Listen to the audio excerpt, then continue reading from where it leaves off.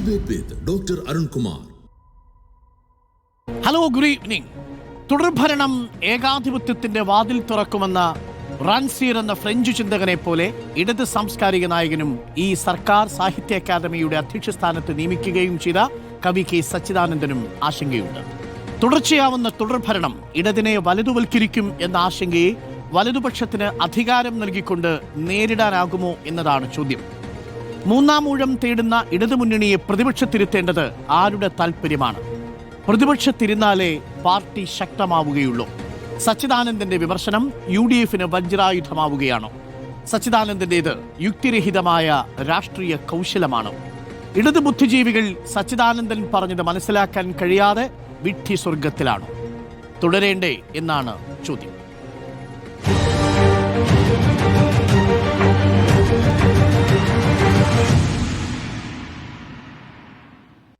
അതിഥികളായി നമുക്കൊപ്പം CPM പ്രതിനിധി JC Thomas, Congress പ്രതിനിധി ഡോക്ടർ ജിൻഡോ ജോൺ, രാഷ്ട്രീയ നിരീക്ഷകൻ MN കാരശ്ശേരി മാഷ് എന്നിവരാണ്. ആദ്യം ഞാൻ കാരശ്ശേരി മാഷിൽ നിന്ന് തുടങ്ങാം. കാരശ്ശേരി മാഷേ, ഈ തുടർഭരണത്തെ സംബന്ധിച്ചുള്ള സാംസ്കാരിക പ്രതികരണങ്ങൾ തുടങ്ങുന്നത് കാരശ്ശേരി മാഷിൻ്റെ ഒരു പ്രസ്താവനയിൽ നിന്നാണെന്നാണ് ഞാൻ മനസ്സിലാക്കുന്നത്. ഇപ്പോൾ സച്ചിദാനന്ദൻ മാഷും സാറാ ജോസഫും അശോകൻ ചെരുവിലുമൊക്കെ ഈ വിഷയത്തിൽ പ്രതികരിച്ചു കഴിഞ്ഞു. അധികാരത്തണലിലെത്തിയാൽ CPM ദുർബലമാകും, UDF പ്രതിപക്ഷത്തിരുന്നാൽ ആ മുന്നണിയും ദുർബലമാകും, കോൺഗ്രസിലെ പലരും BJPയിലേക്ക് പോകുന്ന സ്ഥിതിയുണ്ടാവും എന്നുള്ളതാണ് കാരശ്ശേരി മാഷ് ഉദ്ദേശിച്ചത്. യഥാർത്ഥത്തിൽ കാരശ്ശേരി മാഷ് ഉദ്ദേശിച്ചത് തന്നെയാണോ സച്ചിദാനന്ദൻ മാഷും പറഞ്ഞത്?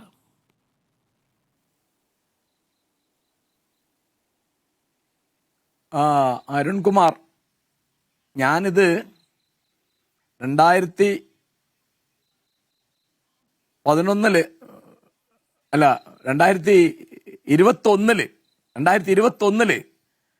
മലയാള മനോരമയായിട്ട് ഒരു ഇന്റർവ്യൂവിൽ പറഞ്ഞിരുന്നു, നമുക്ക് നല്ലത് LDF UDF ഇതിങ്ങനെ മാറിക്കളിക്കുകയാണ്. ഭരണത്തിന്റെ കുത്തക ഒരാൾക്കും ഉണ്ടാവാതെ ജനങ്ങളാണ് മേലെ എന്ന് വരുന്നതാണ് ഞാൻ അന്ന് പറഞ്ഞിരുന്നു. അത് തീർച്ചയായിട്ടും നമ്മുടെ LDF സുഹൃത്തുക്കൾക്ക് വലിയ ക്ഷോഭം ഉണ്ടാവുകയും ഒക്കെ ചെയ്തു, സ്വാഭാവികമായിട്ടുള്ളത്. അപ്പോ ഞാൻ ഉദ്ദേശിക്കുന്നത് എങ്ങനെ വന്നാലും BJPക്ക് മേൽക്കൈ കിട്ടുന്ന ഒരു സാഹചര്യം കേരള രാഷ്ട്രീയത്തിൽ ഉണ്ടാവരുത് എന്നാണ്. ഈ വികാരം, ഈ നിലപാട് പങ്കുപറ്റുന്നവരാണ് സച്ചിദാനന്ദൻ മാഷും സാറാ ടീച്ചറും എന്നാണ് ഞാൻ വിചാരിക്കുന്നത്. അവരൊക്കെ നമ്മുടെ ഭാഷയിലെ വലിയ എഴുത്തുകാരാണ്, വ്യക്തിപരമായി എൻ്റെ സുഹൃത്തുക്കളാണ്. ഞങ്ങൾ നേരിട്ട് പറയുമ്പോഴും അല്ലാത്തപ്പോഴും ഒക്കെ ഇത്തരം വികാരങ്ങളുള്ളവരാണ്. നിർഭാഗ്യവശാൽ കഴിഞ്ഞ 5 കൊല്ലം കൊണ്ട് BJP കേരളത്തിൽ നില മെച്ചപ്പെടുത്തിയിട്ടുണ്ട്, അതിനി മെച്ചപ്പെടാൻ പോകുന്നു എന്ന ഒരു ആധി ഞങ്ങൾക്കൊക്കെ ഉണ്ട്, അതിൽ യാതൊരു സംശയവും ഇല്ല. അതിലിപ്പോൾ LDF മാത്രമാണ് ഉത്തരവാദി എന്ന് ഞാൻ പറയുന്നില്ല, UDFനും അതിൽ ഉത്തരവാദിത്തമുണ്ട്, പിന്നെ LDFന് ഉത്തരവാദിത്തം അധികം ഉണ്ടാവും. കാരണം 10 കൊല്ലമാകുമ്പോഴാണ് അവരുടെ ഭരണം തുടങ്ങിയിട്ട്. അപ്പോൾ പല കാര്യങ്ങളിലും ഈ തരത്തിൽ ഇവിടെ സാമുദായിക ചേരിതിരിവ്, ധ്രുവീകരണം, പോളറൈസേഷൻ ഉണ്ടാവുന്നു എന്ന് മനസ്സിലാക്കി പെരുമാറുന്ന ഒരു ചുമതല കൂടുതൽ ഭരണപക്ഷത്തിനാണ്. ഞാനൊരു ചെറിയ കാര്യം പറഞ്ഞുതരാം. ഇപ്പോൾ അരുൺകുമാർ വാർത്ത പറയുമ്പോൾ പറഞ്ഞല്ലോ ക്രിസ്ത്യൻ വോട്ടുകൾ എന്ന്. അത് താങ്കളുടെ മാത്രം ഒരു കുറ്റമല്ല, ആ ഒരു പ്രയോഗം വളരെ സ്വാഭാവികവും സാധാരണവുമായി തീർന്നു. Nair vote, Ezhava vote, Christian vote, Muslim vote എന്ന് പറയുമ്പോൾ നമ്മുടെ പാർട്ടികൾ Congress vote, CPM vote, Kerala Congress vote തുടങ്ങിയുള്ള കാര്യങ്ങൾ എവിടെ പോയി? അപ്പം ഈ അളവിൽ സമുദായ ധ്രുവീകരണം നടക്കുക, പിന്നെ പൗരോഹിത്യത്തിന് എല്ലാ മേഖലകളിലും ശക്തിപ്പെടാൻ സാധിക്കുക തുടങ്ങിയുള്ള സാഹചര്യങ്ങളുണ്ട്. അതുകൊണ്ടൊക്കെ ഇന്നല്ലെങ്കിൽ നാളെ അതിൻ്റെ ഗുണഫലം കൊയ്യാൻ പോകുന്നത് BJP ആണ് എന്ന് ആർക്കും അറിയാം. അപ്പം അതിൻ്റെ നേരെയാണ് നമ്മൾ കൂടുതൽ ജാഗ്രത പാലിക്കേണ്ടത്. സത്യത്തിൽ കേരളത്തിന് പുറത്ത് CPMും കോൺഗ്രസും ഒന്നിച്ചാണല്ലോ. ഇന്ത്യ മുന്നണിയിലെ ഘടകകക്ഷികളാണ് CPMും കോൺഗ്രസും. അവർ പൊരുതുന്നത് കേരളത്തിൽ മാത്രമാണ്. അപ്പോൾ അത് എന്തുകൊണ്ടാണ് ഈ 2 കൂട്ടരും മറന്നു എന്ന് എനിക്ക് മനസ്സിലാവുന്നില്ല. അപ്പോൾ കേരളത്തിന് പുറത്ത് CPM-ന്റെ വോട്ട് കിട്ടിയിട്ട് കോൺഗ്രസിന്റെ വോട്ട് കിട്ടിയിട്ട് CPM-ഉം ലോക്സഭയിലേക്ക് ആളുകളെ അയച്ചിട്ടുണ്ട് എന്നുള്ളത് വസ്തുതയാണ്. അപ്പോൾ മരിച്ചുപോയ CPM-ന്റെ നേതാവ് സീതാറാം യെച്ചൂരിക്ക് ഒരിക്കലും ഈ അളവിലുള്ള കോൺഗ്രസ് വിരോധം ഉണ്ടായിരുന്നില്ല എന്ന് നമുക്ക് ഈ സമയത്ത് ഓർമ്മിക്കാവുന്നതാണ്. ഉള്ള കാര്യം ഇതാണ്, നമ്മള് LDF UDF വരുന്ന പോലെയല്ല BJP വന്നാൽ അതിന്റെ വേരുകൾ വളരെ ആഴത്തിൽ പോകും. അത് പല തരത്തിലുള്ള അപകടങ്ങൾ ഉണ്ടാക്കും. കാരശ്ശേരി മാഷ് ഉദ്ദേശിച്ചുള്ളൂ. അതിൽ ഇടതുപക്ഷത്തിന്റെ ഭരണം അല്ലെങ്കിൽ ഐക്യജനാധിപത്യത്തിന്റെ ഭരണം ഒന്നൊന്നിനേക്കാൾ മെച്ചമാണ് എന്നൊരു വിലയിരുത്തൽ നടത്തിയിട്ടില്ല എന്നാണ് ഞാൻ മനസ്സിലാക്കുന്നത്. പക്ഷേ എൻ്റെ ഒരു സംശയം, ഒരു രാഷ്ട്രീയ വിദ്യാർത്ഥി എന്ന നിലയിൽ അല്ല, അടിസ്ഥാനപരമായി അതല്ല. അതെ, അപ്പോൾ ഈ BJP ശക്തി പ്രാപിക്കാതിരിക്കണമെങ്കിൽ കോൺഗ്രസ് പ്രതിപക്ഷത്തിരിക്കാതിരിക്കണം എന്ന് പറയുന്നതിൻ്റെ യുക്തി എന്താണ്? അതെനിക്ക് മനസ്സിലാവുന്നില്ല. അത് യഥാർത്ഥത്തിൽ ഒരു കോൺഗ്രസിനൊരു ആക്ഷേപമല്ലേ? ഇപ്പോൾ കോൺഗ്രസ് അധികാരത്തിൽ വന്നില്ലെങ്കിൽ കോൺഗ്രസ് ഉള്ളവർ BJP-യിലേക്ക് പോകുമെന്നൊരു നിരീക്ഷണമുണ്ടല്ലോ, അത് ശരിയാണോ? അങ്ങനെയല്ലത്. അതായത് രാഷ്ട്രീയത്തിൽ പ്രവർത്തിക്കുന്ന സാധാരണ പ്രവർത്തകർക്ക് പോലും, ഇപ്പോൾ ഞാൻ പറയാം, കോൺഗ്രസിന് ആലോചിച്ച് നോക്കൂ, 54 KPCC സെക്രട്ടറിമാരുണ്ട്. എന്ത് പരിഹാസ്യമെന്ന് ആലോചിച്ച് നോക്കൂ. കേരളത്തിലെ ഏത് ജില്ലയിൽ ഒരു വാഹനാപകടം ഉണ്ടായാലും 2-3 കോൺഗ്രസ് KPCC സെക്രട്ടറിമാർക്ക് പരിക്ക് പറ്റും. 54 സെക്രട്ടറിമാർ. അപ്പോൾ ഞാൻ പഴയ ഒരു വാക്ക് ഞാനിപ്പോൾ ഓർമ്മിക്കുകയാണ്, ജിന്നയാണത് പറഞ്ഞത്. Politics means power. രാഷ്ട്രീയം എന്ന് പറഞ്ഞാൽ അത് അധികാരമാണ്. അപ്പോൾ ഏതെങ്കിലും തരത്തിലുള്ള സ്ഥാനമോ മാനമോ അധികാരമോ ഇല്ലാതെ ജനങ്ങളെ സേവിക്കുക, രാഷ്ട്രത്തെ സേവിക്കുക, പാവപ്പെട്ട ആളുകളെയും ആക്രമിക്കപ്പെടുന്നവരെയും ദുരിതം അനുഭവിക്കുന്നതിന് സഹായിക്കുക തുടങ്ങിയുള്ള ആദർശങ്ങളൊക്കെ ഇത് ഒരു പാർട്ടിക്ക് മാത്രമല്ല, ഇതെല്ലാ പാർട്ടിക്കും ബാധകമാവുന്ന മട്ടിൽ നമ്മുടെ രാഷ്ട്രീയ രംഗത്ത് വളരെ വലിയ അപജയം ഉണ്ടായിട്ടുണ്ട്. പിന്നെ BJP-യിലേക്ക് പോകുന്ന കോൺഗ്രസ്സുകാർ മാത്രമല്ല, കമ്മ്യൂണിസ്റ്റുകാരും പോകുന്നുണ്ടല്ലോ.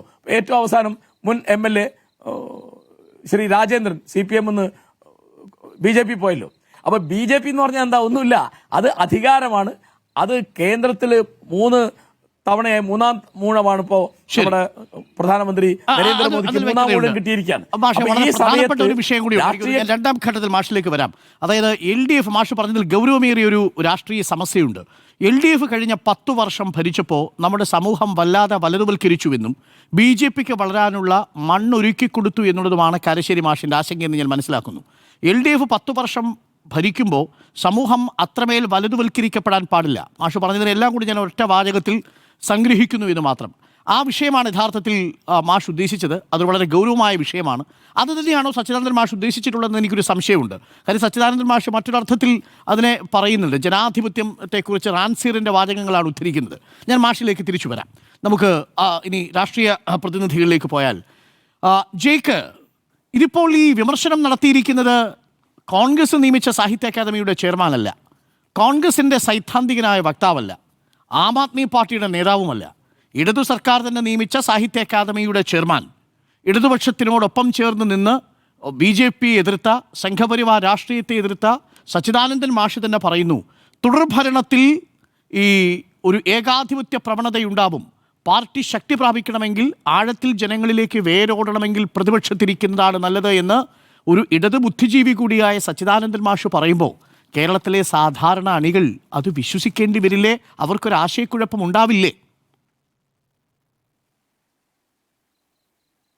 തീർച്ചയായിട്ടും ബഹുമാനീയനായ ശ്രീ MN കാരശ്ശേരി മുതൽ അദ്ദേഹത്തിൻ്റെ പ്രസിദ്ധമാണ് അദ്ദേഹത്തിൻ്റെ കോൺഗ്രസ് ആഭിമുഖ്യം, വിമർശനങ്ങൾ നിലനിർത്തിക്കൊണ്ട് തന്നെ അങ്ങനെ MN കാരശ്ശേരി മുതൽ ആദരണീയനായ സച്ചിദാനന്ദൻ വരെയുള്ള നമ്മുടെ നാട്ടിൽ മതനിരപേക്ഷ ചേരിയിൽ കരുത്തോടുകൂടെ നിലയുറപ്പിച്ചിരിക്കുന്ന സാംസ്കാരിക നായകർ, സാഹിത്യ പ്രവർത്തകർ, ഇവർക്കൊക്കെ ഇടതുപക്ഷത്തോടും വിശിഷ്യ CPM-നോടുമുള്ള സ്നേഹം, ആ സ്നേഹത്തെ പരിപൂർണമായും വിനയാനത്വമായി സ്വീകരിക്കാൻ ഞങ്ങൾ തയ്യാറാണ്. പക്ഷേ സന്ദർഭവശാൽ ഇന്നിപ്പോൾ സച്ചിദാനന്ദൻ മാഷയുടെ ഒരു വിമർശനം ഈ രൂപത്തിൽ 2 ദിവസങ്ങളായി നമ്മുടെ മാധ്യമങ്ങളിലാകെ പ്രചുര പ്രചാരം നേടിയ വാർത്തയാണല്ലോ. സന്ദർഭവശാൽ ഞങ്ങളുടെ ലൈബ്രറിയിൽ ഒരു 24-26 വർഷം മുമ്പുള്ള ഒരു പഴയ പുസ്തകത്തിൻ്റെ ഒരു ചെറിയ ഭാഗം അതൊന്ന് വായിക്കാനൊരു അവസരം ലഭിച്ചു.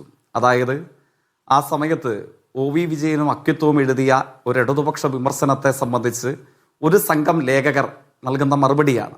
ആ ഒരു സംഘം ലേഖകരിൽ പരമപ്രധാന പദവി അലങ്കരിച്ചിരുന്നു ആദരണീയനായ സച്ചിദാനന്ദൻ. അതിൽ ബാസുരേന്ദ്ര ബാബു ഉണ്ട്, അതിൽ ആനന്ദുണ്ട്, അതിൽ പവനനുണ്ട്, അതോടൊപ്പം ആദരണീയനായ സച്ചിദാനന്ദനും ഉണ്ടായിരുന്നു. ഒ വി വിജയനെയും അക്കിത്തത്തിൻ്റെയും ഇടതുപക്ഷ വിമർശനത്തെ പ്രതിരോധിച്ചുകൊണ്ട് അന്ന് സച്ചിദാനന്ദൻ എഴുതിയ ലേഖനത്തിലെ ഒരു വാചകം, അത് ടാഗോറിൻ്റെ കോട്ടിങ്ങാണ്, അതായത് രവീന്ദ്രനാഥ ടാഗോറിൻ്റെ കോട്ടിങ്ങാണ്. ആ കോട്ടിങ് ഇപ്രകാരമാണ്: അവനെ നിഷേധിക്കാനുള്ള സ്വാതന്ത്ര്യം എനിക്ക് നൽകുന്നു എന്നുള്ളതുകൊണ്ടാണ് എനിക്കെൻ്റെ ദൈവത്തെ അത്രമേൽ ഇഷ്ടം എന്നൊരിക്കൽ ടാഗോർ എഴുതിയിട്ടുണ്ട് എന്ന് പറഞ്ഞുകൊണ്ടാണ് ഈ വിമർശനങ്ങൾക്ക് സച്ചിദാനന്ദൻ മാഷ് അദ്ദേഹത്തിൻ്റെ ഭാഷയിൽ മറുപടി പറയുന്നത്. ഞാൻ ഇപ്പോൾ ആ വിമർശനം അസാധാരണ പ്രസക്തിയോടുകൂടെ ഒരിക്കൽ കൂടെ റിപ്പോർട്ടർ ടി.വിയുടെ പ്രേക്ഷകരുടെ മുമ്പിൽ വീണ്ടും പങ്കുവെക്കുകയാണ്. ഇടതുപക്ഷത്തിൻ്റെ ഒരു പ്രതിനിധി അല്ലെങ്കിൽ CPM ഒരു പാർട്ടി അംഗം എന്ന നിലയിൽ ഈ ആളുകൾക്കൊക്കെയുള്ള വിമർശനത്തെ ഞങ്ങൾ തള്ളിക്കളയുന്നില്ല. ആ വിമർശനത്തെ അദ്ദേഹത്തിൻ്റെ തന്നെ വാചകം ഉപയോഗിച്ചുകൊണ്ട് ഓർത്തുകൊണ്ട് ഞാൻ സ്വീകരിക്കുകയാണ്, വിയോജിപ്പോടുകൂടെ സ്വീകരിക്കുകയാണ്. അവനെ നിഷേധിക്കാനുള്ള സ്വാതന്ത്ര്യം എനിക്ക് നൽകുന്നു എന്നുള്ളത് കൊണ്ടാണ് എനിക്കെൻ്റെ ദൈവത്തെ അത്രമേൽ ഇഷ്ടം എന്ന് ടാഗോർ എഴുതിയ സച്ചിദാനന്ദൻ മാഷ് കോട്ട് ചെയ്ത അതേ വാചകത്തെ ഓർമ്മിച്ചുകൊണ്ടാണ് ഞാൻ വിയോജിപ്പോടുകൂടെ അദ്ദേഹത്തിൻ്റെ വിമർശനത്തെ സ്വീകരിക്കുന്നത്. അങ്ങ് ശ്രദ്ധിച്ചിട്ടുണ്ടാകും, റാങ്ക് റാൻസിയറിനെ അദ്ദേഹം കോട്ട് ചെയ്തു. ഏറ്റവും ഒടുവിൽ എനിക്ക് തോന്നുന്നു അദ്ദേഹത്തിൻ്റെ സാമൂഹ്യ മാധ്യമ ഇടത്തിലെ ഒരു പ്രതികരണത്തിൽ. റാങ്ക് റാൻസിയർ ഞാൻ മനസ്സിലാക്കുന്നു ഫ്രാൻസിലെ ജൈവ ബുദ്ധിജീവികളുടെ പ്രതീകമായി പ്രതിനിധിയെ നിലയുറപ്പിച്ചിട്ടുള്ളയാളാണ്. പക്ഷേ അദ്ദേഹത്തിൻ്റെ എഴുത്തുകുത്തുകൾ, അദ്ദേഹത്തിൻ്റെ പ്രതികരണങ്ങൾ ഏറ്റവും ഒടുവിൽ ഫ്രാൻസിലെ ഈ വിശാല മതനിരപേക്ഷ ഇടതുപക്ഷ രാഷ്ട്രീയത്തെ എവിടെ കൊണ്ടെത്തിച്ചു? പ്രസ്ഥാനങ്ങൾ വേണ്ട, സംഘടിതരായ തൊഴിലാളികൾ, അഭിഭാഷകർ, വിദ്യാർത്ഥികൾ, ഇവരൊക്കെ അടങ്ങുന്ന ദിവസവേതനക്കാർ, കൂലിപ്പണിക്കാർ, ഓട്ടോറിക്ഷ ഡ്രൈവർമാർ, ഇവരൊക്കെ അടങ്ങുന്ന വിവിധ വിഭാഗം വിഭജനങ്ങളെ അണിനിരത്തുന്ന, വർഗീയതയ്ക്കെതിരെ വർഗ ഐക്യത്തിൽ അണിനിരത്തുന്ന സംഘടിത പ്രസ്ഥാനങ്ങളൊന്നും വേണ്ടതില്ല. മറിച്ച് നെഗ്രി, അദ്ദേഹത്തിൻ്റെ സാമൂഹ്യ മാധ്യമത്തിലെ പ്രതികരണത്തിൽ ഏറ്റവും ഒടുവിൽ അദ്ദേഹം കോട്ട് ചെയ്യുന്ന ഒരാൾ നെഗ്രിയാണ്. എന്താണ് ഇവരുടെയൊക്കെ രാഷ്ട്രീയം? എനിക്ക് നിർബന്ധമായും ഉറപ്പുണ്ട്, കാരശ്ശേരി മാഷിന് അപരിചിതത്വമുള്ള ആളുകളല്ല ഇവരാരും. ആങ്കർക്കും തീരെ അപരിചിതമുള്ള പേരുകളല്ല നെഗ്രിയുടെയും റാൻസിയറിൻ്റെയും ഒക്കെ. ഇവരുടെയൊക്കെ രാഷ്ട്രീയ കാഴ്ചപ്പാട് എവിടെ എത്തി? ഏറ്റവും ഒടുവിൽ പൊളിറ്റിക്സ് ഓഫ് മൾട്ടിറ്റ്യൂഡ്, ജനസഞ്ചയമാണ്.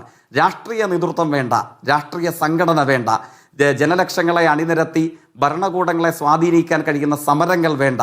ഇതിനെയൊക്കെ തള്ളിക്കളതുകൊണ്ടാണ് ജനസഞ്ചയത്തിന്റെ രാഷ്ട്രീയത്തെ ഇവരൊക്കെ സ്വീകരിച്ചത്. ഞാൻ പറഞ്ഞ് അവസാനിപ്പിക്കുന്നു. ഏറ്റവും ഒടുവിൽ എവിടെ എത്തി നിൽക്കുന്നു? സച്ചിദാനന്ദൻ മാഷ് ആരാധനയോടുകൂടെ കോട്ട് ചെയ്ത് ഈ പേരുകാരുടെ നാട്ടിൽ മെറൈൻ ലെ പെന്ന അല്ലേ, അവിടുത്തെ വനിതാ നേതാവാണ്. എൻ്റെ ഓർമ്മ ശരിയെങ്കിൽ 2011 മുതൽ 2021 വരെ റൈറ്റ് എക്സ്ട്രീമിസ്റ്റ് പാർട്ടി എന്ന് സ്വയം വിശേഷിപ്പിച്ച നിയോ ഫാസിസ്റ്റ് ആഭിമുഖ്യമുള്ള, അതായത് ഫാസിസത്തോടാണ് തനിക്ക് ആഭിമുഖ്യമുണ്ട് എന്ന് പറഞ്ഞ പാർട്ടിയെ സൃഷ്ടിച്ച നാടായി ആ ഫ്രാൻസ് മാറിയില്ലേ? അപ്പോൾ നമ്മൾ മനസ്സിലാക്കേണ്ടത്, നമ്മൾ നടത്തുന്ന ഈ പ്രതികരണങ്ങൾ, അത് കാരശ്ശേരി മുതൽ സച്ചിദാനന്ദൻ മാഷ് വരെയുള്ളവർ ഇവർ നടത്തുന്ന ഈ പ്രതികരണങ്ങൾ സത്യസന്ധമായും ഇടതുപക്ഷത്തോടുള്ള താല്പര്യവും CPIM-നോടൊക്കെയുള്ള ആഭിമുഖ്യവും കൊണ്ട് ഉള്ളതെങ്കിലും അത് CPIM വിരുദ്ധരുടെ, ഇടതുപക്ഷ വിരുദ്ധരുടെ, അല്ലെങ്കിൽ വർഗീയ ആഭിമുഖ്യമുള്ള നമ്മുടെ നാട്ടിൽ മനുഷ്യത്വ വിരുദ്ധ സാമ്പത്തിക നയങ്ങൾ വെച്ച് പുലർത്തുന്ന കോൺഗ്രസിനും BJP-ക്കുമുള്ള കോടാലി കൈയായി മാറുന്നുവോ? ഈ സംശയവും ഈ ചോദ്യവും പ്രധാനമാണ്, അത് പ്രബലവുമാണ്. അത് നമ്മൾ മറന്നുപോകാൻ പാടില്ല. പിന്നെ അദ്ദേഹം പറയുന്നു, ഞാൻ മനസ്സിലാക്കുന്നു, ഈ പറയുന്ന തുടർഭരണം ഇങ്ങനെ മുഷിപ്പിക്കാൻ സാധ്യതയുണ്ട്. കാരശ്ശേരി മാഷി ഇന്ത്യൻ പശ്ചാത്തലത്തിലിരുന്നു കൊണ്ട് അദ്ദേഹത്തിൻ്റെതായ ഒരു വ്യാഖ്യാനം നടത്തുവാനും ശ്രമിച്ചു. ഞാൻ ചോദിക്കട്ടെ മാഷെ, കഴിഞ്ഞ പതിറ്റാണ്ടിനിടയിൽ ഇന്ത്യൻ അനുഭവങ്ങൾ നിന്നുകൊണ്ട് അങ്ങേക്ക് ഏറെ ഇഷ്ടമുള്ള ആളായിരിക്കുമല്ലോ ചെറുകാടിന്റെ സുപ്രസിദ്ധി ആർജിച്ചൊരു പ്രയോഗമില്ലേ, എൻ്റെ മുരിങ്ങാമര ചൂട്ടിലിരുന്നിട്ടാണ് നക്ഷത്രങ്ങളെ കാണുന്നത്. റിപ്പോർട്ടർ ചാനലിന്റെ ഈ സംവാദ സദസ്സിൽ എൻ്റെയും അങ്ങയുടെയും നമ്മളൊക്കെ ഒരു കൂരയുടെ ചുവട്ടിലിരിക്കുകയാണല്ലോ. നമ്മുടെ കൂരയിൽ ഇരുന്നു കൊണ്ട് അങ്ങ് ഇന്ത്യയിലേക്ക് നോക്കിയിട്ടുണ്ടോ? ലോകത്തിന്റെ ഇന്ത്യയുടെ പശ്ചാത്തലങ്ങളിൽ കഴിഞ്ഞൊരു പതിറ്റാണ്ട് കാലയളവിലെ കേരളം എവിടെ എത്തി നിൽക്കുന്നു? അങ്ങേക്ക് ആഭിമുഖ്യമുള്ള കോൺഗ്രസ് ഭരിക്കുന്ന സംസ്ഥാനമല്ലേ കർണാടക? അവിടെയല്ലേ ബാംഗ്ലൂർ എയർപോർട്ടിന് സമീപം ഒരൊറ്റ രാത്രി ഇരുട്ടി വെളുക്കുമ്പോൾ ധനുമാസത്തിലെ അതിശൈത്യത്തിന്റെ രാത്രിക്കുള്ളിൽ നിന്നുകൊണ്ട് ആയിരക്കണക്കിന് വരുന്ന മനുഷ്യരെ RSS തോൽക്കുന്ന ബുൾഡോസർ രാജിനെ ഇരയാക്കിയ കോൺഗ്രസ് അനുഭവം അങ്ങയുടെ നാടായ കോഴിക്കോടോ മലബാറിലോ കേരളത്തിലോ ഏതെങ്കിലും ഒരു ഗ്രാമനഗരാന്തരത്തിൽ അത്തരം കോൺഗ്രസ് ബുൾഡോസർ രാജ് ഒരു പതിറ്റാണ്ടിനിടയിൽ കാണാൻ വേണ്ടി കഴിഞ്ഞോ? RSSന്റെ എത്രയെത്ര ബുൾഡോസർ രാജുകൾ, എണ്ണമറ്റ ഉദാഹരണങ്ങൾ. മധുരയിലെ, ഫത്തേപൂർ സിക്രിയിലെ, ഗുജറാത്തിലെ, ചുരാചന്ദ്പൂരിലെ, മണിപ്പൂരിലെ, ഇംഫാലിലെ, ഒറീസയിലെ, കാന്തമാലിലെ, കോയമ്പത്തൂരിലെ, മഹാരാഷ്ട്രയിലെ, നോർത്ത് ഡൽഹിയിലെ ആ വർഗീയ കലാപങ്ങളുടെ 1000-ൽ അനുരണനം എന്തേ കോഴിക്കോടും മലബാറും കേരളത്തിലും ഉണ്ടാകുന്നില്ല? നന്ദിഗ്രാമം സിംഗൂരുമുള്ള ബംഗാൾ. ആ അനുഭവങ്ങൾ അതും ചർച്ചയ്ക്കെടുക്കാം, ഞാൻ തള്ളിക്കളയുന്നില്ല. ആ അനുഭവങ്ങൾ കേരളത്തിലുണ്ടോ? ഏതെങ്കിലും ഒരു മനുഷ്യൻ ഏറ്റെടുക്കുന്ന ഭൂമിയുടെ പേരിൽ ഒരിറ്റ് കണ്ണീർ പൊഴിയേണ്ട വരുന്ന ഒരു അനുഭവം ഒരു പതിറ്റാണ്ടിടയിൽ കേരളത്തിൽ എവിടെയെങ്കിലും ഉണ്ടോ? എവിടെയെങ്കിലും. കാരശ്ശേരി മാഷ് തന്നെ പറഞ്ഞു 2021 ഇതേ ആവശ്യം, ഇതേ കാഴ്ചപ്പാട് അദ്ദേഹം പങ്കുവെച്ചിരുന്നു അല്ലേ? പക്ഷെ എന്തായിരുന്നു കേരളത്തിലെ ജനങ്ങളുടെ പ്രതികരണം? അവർ എന്തിനു വേണ്ടിയിട്ടാണ് വിധി എഴുതിയത്? അപ്പോൾ നമ്മളുടെ ജീവിതത്തിന്റെ അനുഭവങ്ങൾ എന്ത് സംസാരിക്കുന്നു? കഴിഞ്ഞൊരു പതിറ്റാണ്ടിനിടയിൽ വർഗീയതയുടെയും ബുൾഡോസർ രാജിന്റെയും 1000 അനുഭവങ്ങൾ തെലങ്കാനയിലും കർണാടകയിലും UP-യിലും മധുരയിലും ഒക്കെ ഒരേപോലെ ഉണ്ടായപ്പോൾ അതിന്റെ മുമ്പിൽ സമാധാനപൂർണമായ മതനിരപേക്ഷ രാഷ്ട്രീയത്തിന്റെ ബദൽ അടിത്തറയും മേൽക്കൂരയും എന്നതുപോലെ ഉയർത്തിപ്പിടിച്ചത് ഇടതുപക്ഷ കേരളമാണ്, നമ്മുടെ നാടാണ്. അതോടൊപ്പം എന്ത് ചെയ്യുന്നു? വർഗീയമായി കേരളം വിഭജിക്കപ്പെടുകയല്ല. ഒറ്റ വാചകൂടെ പറയാൻ അങ്ങനെ അനുവദിക്കണം. വർഗീയമായി കേരളം വിഭജിക്കപ്പെടുകയായിരുന്നു. അങ്ങ് ഓർക്കുന്നില്ലേ? ഇപ്പോൾ കാസർഗോഡ് കുടിയയിൽ നമ്മളുടെ നാട്ടിൽ സമസ്തയുടെ വലിയ സമ്മേളനം നടന്നു. ലക്ഷത്തോളം വരുന്ന ആളുകൾ അണിനിരന്ന ആ സമ്മേളനത്തിൽ മുഖ്യമന്ത്രി നൽകിയ സന്ദേശം എന്തായിരുന്നു? അങ്ങ് ഓർമ്മിക്കുന്നില്ലേ? ഇതേപോലെ തന്നെയായിരുന്നില്ലേ പത്തനംതിട്ട പറന്തലിൽ മറ്റൊരു മതന്യൂനപക്ഷ വിഭാഗത്തിന്റെ ആരാധനാ കേന്ദ്രത്തിൽ ഈ കാലയളവിനിടയിൽ RSS കൊടിനാട്ടി അങ്ങോട്ടേക്ക് വന്നിറങ്ങിയത് കേരളത്തിന്റെ മുഖ്യമന്ത്രിയാണ്. എന്നിട്ട് അവരോട് പറഞ്ഞത് എന്താണ്? നിങ്ങൾക്ക് ഈ നാട്ടിൽ ആരാധിക്കാനുള്ള സ്വാതന്ത്ര്യം സംരക്ഷിക്കാൻ ഈ നാട്ടിലെ സർക്കാരും അതിന്റെ പ്രതിനിധിയായ ഞാനും നിങ്ങളോടൊപ്പം രാവും പകലും നിങ്ങളോടൊപ്പം എന്ന് പറഞ്ഞു. ആ ഒരു അനുഭവം ഇന്ത്യയിൽ മറ്റെവിടെയെങ്കിലും ഉണ്ടായിട്ടുണ്ടോ? പാലസ്തീന് വേണ്ടി ഡൽഹിയിൽ പോയി മുദ്രാവാക്യം വിളിച്ചൊരു മുഖ്യമന്ത്രിയെ കേരളത്തിലെ സഖാവ് പിണറായി അല്ലാതെ അങ്ങേക്ക് ആരെങ്കിലും കാണിക്കാൻ കഴിയുമോ? അപ്പോൾ നമ്മുടെ ജീവിതത്തിന്റെ അനുഭവങ്ങൾ സാക്ഷ്യപ്പെടുത്തുന്നുണ്ട്. കൂടി ആ നിലപാടുകൾ പൊതുസമൂഹത്തിന് മുന്നിൽ ചോദ്യമുനയിലായില്ലേ? അത് തന്നെയല്ലേ ഇന്നലെ സച്ചിദാനന്ദ മാഷ് പറഞ്ഞത്? ഗുരുവിനെ നിന്ദിക്കുന്ന ഒരാളെ ഗുരുവിനേക്കാൾ കേമൻ എന്ന മട്ടിൽ ബഹുമാനിക്കുന്നത് ശരിയാണോ? അത് ഇടതുപക്ഷത്തിന് ചേർന്നതല്ല എന്നൊരു വിമർശനം ഇന്നലെ സച്ചിദാനന്ദ മാഷ് പറഞ്ഞത് ആ സാഹചര്യത്തിലല്ലേ? ശരി, അങ്ങ് ഇപ്പൊ സൂചിപ്പിക്കുന്നു SNDP യോഗത്തിന്റെയും ഇനിയിപ്പോ അതിന്റെ ജനറൽ സെക്രട്ടറി പദവി അലങ്കരിക്കുന്ന ആളുടെയും സംബന്ധിച്ച് അദ്ദേഹത്തിന് ഷാളണിയിക്കാൻ അദ്ദേഹത്തിന്റെ ശതാബ്ദി വേളയിൽ സെക്രട്ടറി പദവിയിലെ വാർഷിക വേളയിലൊക്കെ കേരളത്തിൽ കോൺഗ്രസിന്റെ ആദരണീയനായ CWC അംഗമാണല്ലോ ശ്രീ രമേശ് ചെന്നിത്തല. രമേശ് ചെന്നിത്തല ഉൾപ്പെടെ മന്ത്രിമാർ, ക്ഷണിക്കപ്പെട്ട അതിഥികളൊക്കെ പോയിട്ടുണ്ട്. CPIM-ന്റെ അഭിപ്രായം എന്താണ്? CPIM-ന്റെ തെരഞ്ഞെടുക്കപ്പെട്ട 3.25 ലക്ഷത്തിലധികം വരുന്ന പാർട്ടി അംഗങ്ങളിൽ ഒരാളല്ല ഈ പറയുന്ന SNDP യോഗത്തിന്റെ ജനറൽ സെക്രട്ടറി. അദ്ദേഹം മതനിരപേക്ഷതയ്ക്ക് വിരുദ്ധമായിട്ടുള്ള അഭിപ്രായങ്ങൾ എപ്പോഴൊക്കെ പറഞ്ഞിട്ടുണ്ടോ? അപ്പോഴൊക്കെ ഞങ്ങൾ അതിനെ തുറന്ന പ്രതികരണം നടത്തിയിട്ടില്ല.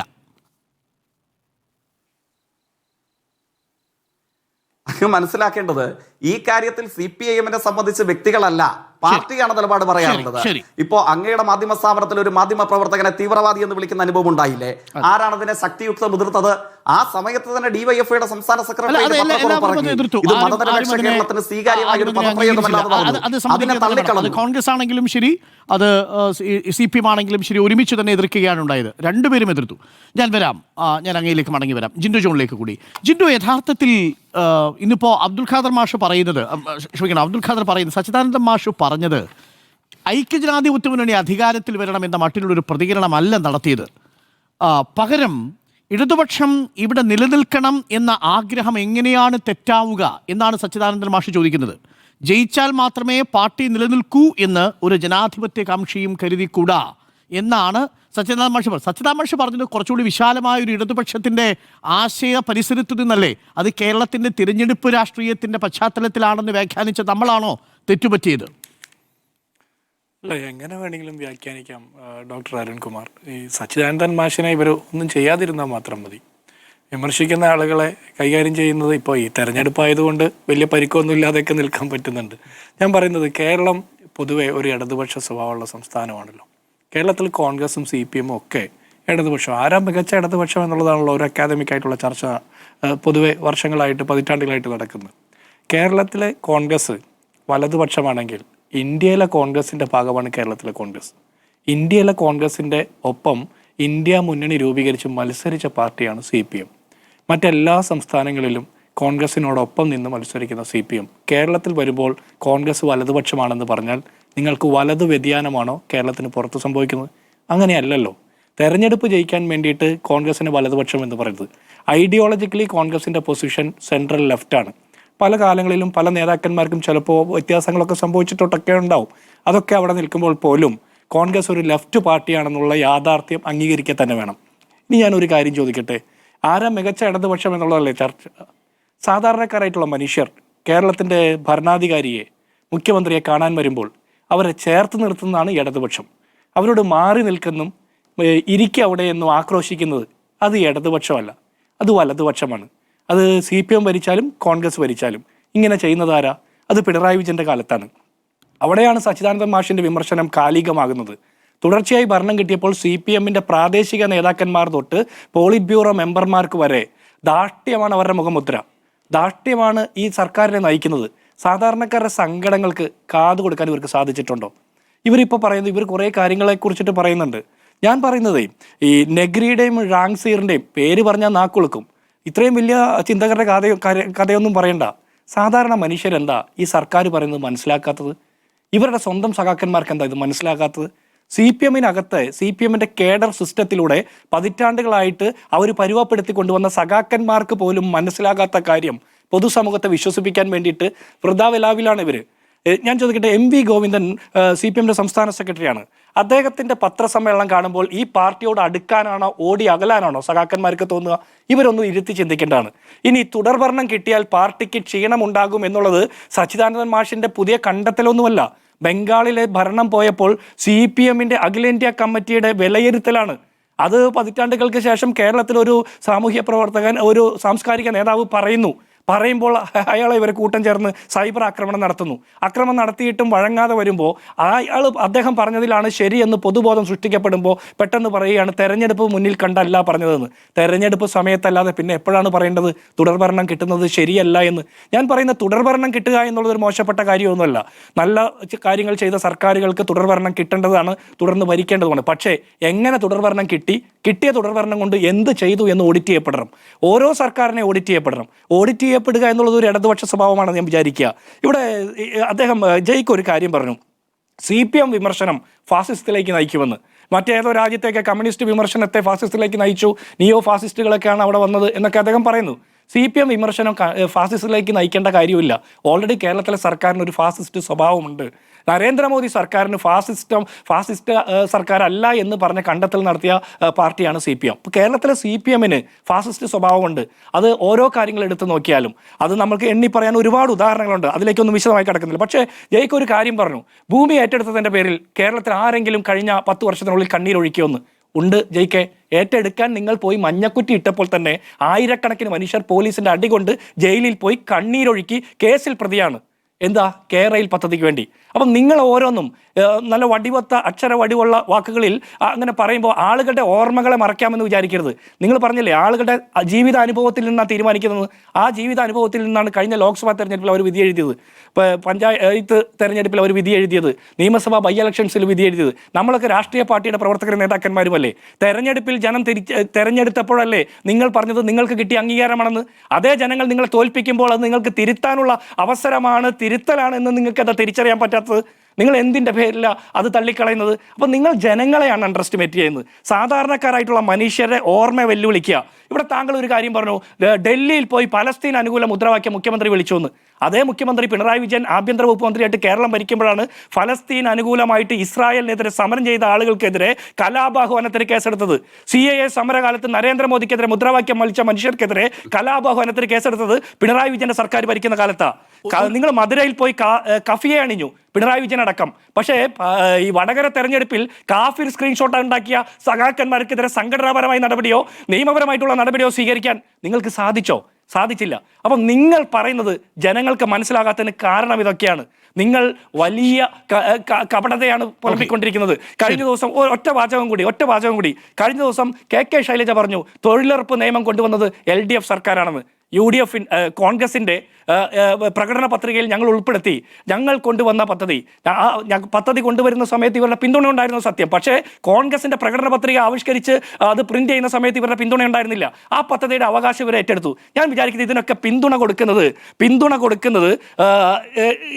ഇവരുടെ സൈബർ പോരാളികൾക്ക് നേതൃത്വം കൊടുക്കുന്ന ഇപ്പോഴത്തെ ഇവരുടെ ടിങ് ടാങ്ക് ആയിട്ടുള്ള നികേഷ് കുമാറാണെന്ന് വിചാരിക്കുന്നു. അദ്ദേഹം നല്ലൊരു പ്രതികാരമാണ് ചെയ്യുന്നത്. കേരളത്തിൽ മഹേഷിൻ്റെ പ്രതികാരം എന്ന് പറഞ്ഞ സിനിമ ഹിറ്റായിട്ടുണ്ട്. അതിനുശേഷം നികേഷിൻ്റെ പ്രതികാരമാണ് ഇപ്പോൾ ഹിറ്റായി ഉണ്ടായിക്കൊണ്ടിരിക്കുന്നത്. കെ ശൈലജയുടെ കള്ളത്തരം പൊളിച്ചു കളയുന്നു. അച്ഛനെ പിന്നിൽ നിന്ന് കുത്തി അച്ഛനെ നിയമസഭയ്ക്കകത്ത് ആക്രമിച്ച പാർട്ടിയെ കൂടെ നിന്ന് പണി കൊടുക്കുന്ന പണിയാണ് ഇപ്പോൾ ചെയ്തുകൊണ്ടിരിക്കുന്നത്. ജനങ്ങളുടെ സാധാരണക്കാരുടെ സാമാന്യ ബോധത്തെ വെല്ലുവിളിക്കരുത്. നിങ്ങൾ ജയിച്ചാലും ഞങ്ങൾ ജയിച്ചാലും പാവപ്പെട്ട മനുഷ്യരുടെ ജീവിതാനുഭവങ്ങളാണ് തെരഞ്ഞെടുപ്പിൽ പ്രതിഫലിക്കപ്പെടേണ്ടത് എന്നുള്ള ഒരു അടിസ്ഥാനപരമായ ബോധ്യം നമുക്ക് നഷ്ടപ്പെടാൻ പാടില്ല. സാംസ്കാരിക നേതാക്കന്മാർ നമ്മളെ തിരുത്താൻ നോക്കുമ്പോൾ അവരെ ആക്ഷേപിക്കാൻ പാടില്ല. ഈ ചർച്ചയിൽ തന്നെ എം.എൻ. കാരശ്ശേരി മാഷ് KPCC അംഗങ്ങളുടെ എണ്ണത്തെക്കുറിച്ച് തമാശ രൂപേണ പറഞ്ഞു. അത് ഞങ്ങൾ അതിൽ ഉൾക്കൊള്ളുക. ഞാൻ അതിന് പകരം അദ്ദേഹത്തെ ആക്ഷേപിക്കുകയല്ലല്ലോ ചെയ്യേണ്ടത്. നിങ്ങളുടെ നേതാക്കന്മാർ എന്താ ചെയ്തത്, നിങ്ങളുടെ സഹപ്രവർത്തകർ എന്താ ചെയ്തത്? ഈ ചർച്ചയിലും ജയ്ക്ക് സച്ചിദാനന്ദ മാഷിനെ ആക്ഷേപിച്ചിട്ടില്ല കേട്ടോ. അത് ടാഗോറിന്റെ കവിതയിലൂടെ ആ വിമർശനത്തെ വളരെ പോസിറ്റീവായിട്ട് കാണുന്നു എന്നാണ് പറഞ്ഞത്. CPM നേതാക്കളും അങ്ങനെ പറഞ്ഞു. ബിനോയ് വിശ്വം പറഞ്ഞത് കാതടച്ചിട്ടില്ല എന്ന് തന്നെയാണ്, വിമർശനത്തെ ഉൾക്കൊള്ളുന്നു എന്ന് തന്നെയാണ് എല്ലാവരും പറഞ്ഞത്. സൈബർ കേന്ദ്രങ്ങളിൽ ആക്രമണം ഉണ്ടായിട്ടുണ്ട്, പക്ഷേ അത് ഏതെങ്കിലും രീതിയിൽ പരിധി വിട്ടോ എന്ന് എനിക്കറിയില്ല. പക്ഷേ എങ്കിലും സച്ചിദാനന്ദ മാഷിനെ പ്രകോപിപ്പിക്കുകയും ചെയ്തിട്ടുണ്ട്. ഞാൻ കാരശ്ശേരി മാഷിലേക്ക് വരാം. മാഷെ, ഇപ്പോൾ ജയ്ക്ക് കൈ ഉയർത്തിയിട്ടുണ്ട്. ജയ്ക്കിന് വളരെ പെട്ടെന്ന് ജിൻഡോയോട് ഒരു ചോദ്യം ചോദിക്കാനുണ്ട്. ആ ചോദ്യവും പ്രതികരണവും കേട്ടതിന് ശേഷം ഞാൻ മടങ്ങി വരാം. ജയ്ക്ക്, ചോദ്യമാവാം. അല്ല, എനിക്ക് ചോദ്യത്തിന്റെ മാത്രമല്ല, അദ്ദേഹം പറഞ്ഞ പല കാര്യങ്ങളോടും വിയോജിപ്പുണ്ട്. അത് തുറന്നു കാട്ടേണ്ടതായിട്ടുണ്ട്. ആ അവസരം എനിക്ക് ഒറ്റ തവണയായിട്ട് തന്നാൽ മതി. ഇപ്പോൾ അല്ലെങ്കിൽ എനിക്ക് അല്പം 2-3 കാര്യങ്ങൾ സൂചിപ്പിക്കാനുള്ള അവസരം അങ്ങ് നൽകണം. ശരി, ഞാൻ ഒരു കാര്യം ചെയ്യാം. കാരശ്ശേരി മാഷിൽ പോയതിന് ശേഷം ഞാൻ തിരിച്ചു വരാം. കാരണം തീർച്ചയായിട്ടും ജിൻഡോയ്ക്കും അതിന് മറുപടി പറയാനുണ്ടാവുമല്ലോ. ഞാൻ മാഷിലേക്ക് എത്തിയാൽ, മാഷേ, ഞാൻ നേരത്തെ ചർച്ചയുടെ 2ാം ഘട്ടത്തിലേക്ക് മാറ്റിവെച്ചതാണ്. ഇടതുപക്ഷം ഭരിക്കുമ്പോൾ സമൂഹം കൂടുതൽ വലതുവൽക്കരിക്കപ്പെടുന്നു എന്നൊരു നിരീക്ഷണം മാഷിനുണ്ടോ? മാഷിൻ്റെ നിരീക്ഷണത്തിൽ നിന്ന് ഞാൻ മനസ്സിലാക്കുന്നത് നാളെ VD സതീശൻ മുഖ്യമന്ത്രി ആവണം എന്നല്ല മാഷ് ആഗ്രഹിക്കുന്നത്. പകരം BJP അധികാരത്തിൽ വരരുത്, ലെഫ്റ്റ് വന്നാലും അത് ഐക്യജനാധിപത്യ മുന്നണി വന്നാലും എന്നുള്ളതാണ്. അപ്പോൾ സച്ചിദാനന്ദൻ മാഷ് പറയുന്നതും അങ്ങ് പറയുന്നതും കൂടി കൂട്ടിയൊഴിക്കുമ്പോൾ ഉണ്ടാകുന്നൊരു സ്വാഭാവിക സംശയം, ഇടതുമുന്നണി ഭരിക്കുമ്പോഴാണോ BJPയുടെ കൂടുതൽ വളർച്ച നേടുക, അത് രാഷ്ട്രീയമായും സാമൂഹികമായും? അപ്പോൾ സമൂഹം വലതുവൽക്കരിക്കുന്നതിന് ഇടതുപക്ഷം ഒരു കാരണമാകുന്നുണ്ടോ കാരശ്ശേരി മാഷ്? അതാണോ മാഷും സച്ചിദാ മാഷും ഒക്കെ പറയുന്നതിൻ്റെ രത്നച്ചുരുക്കം?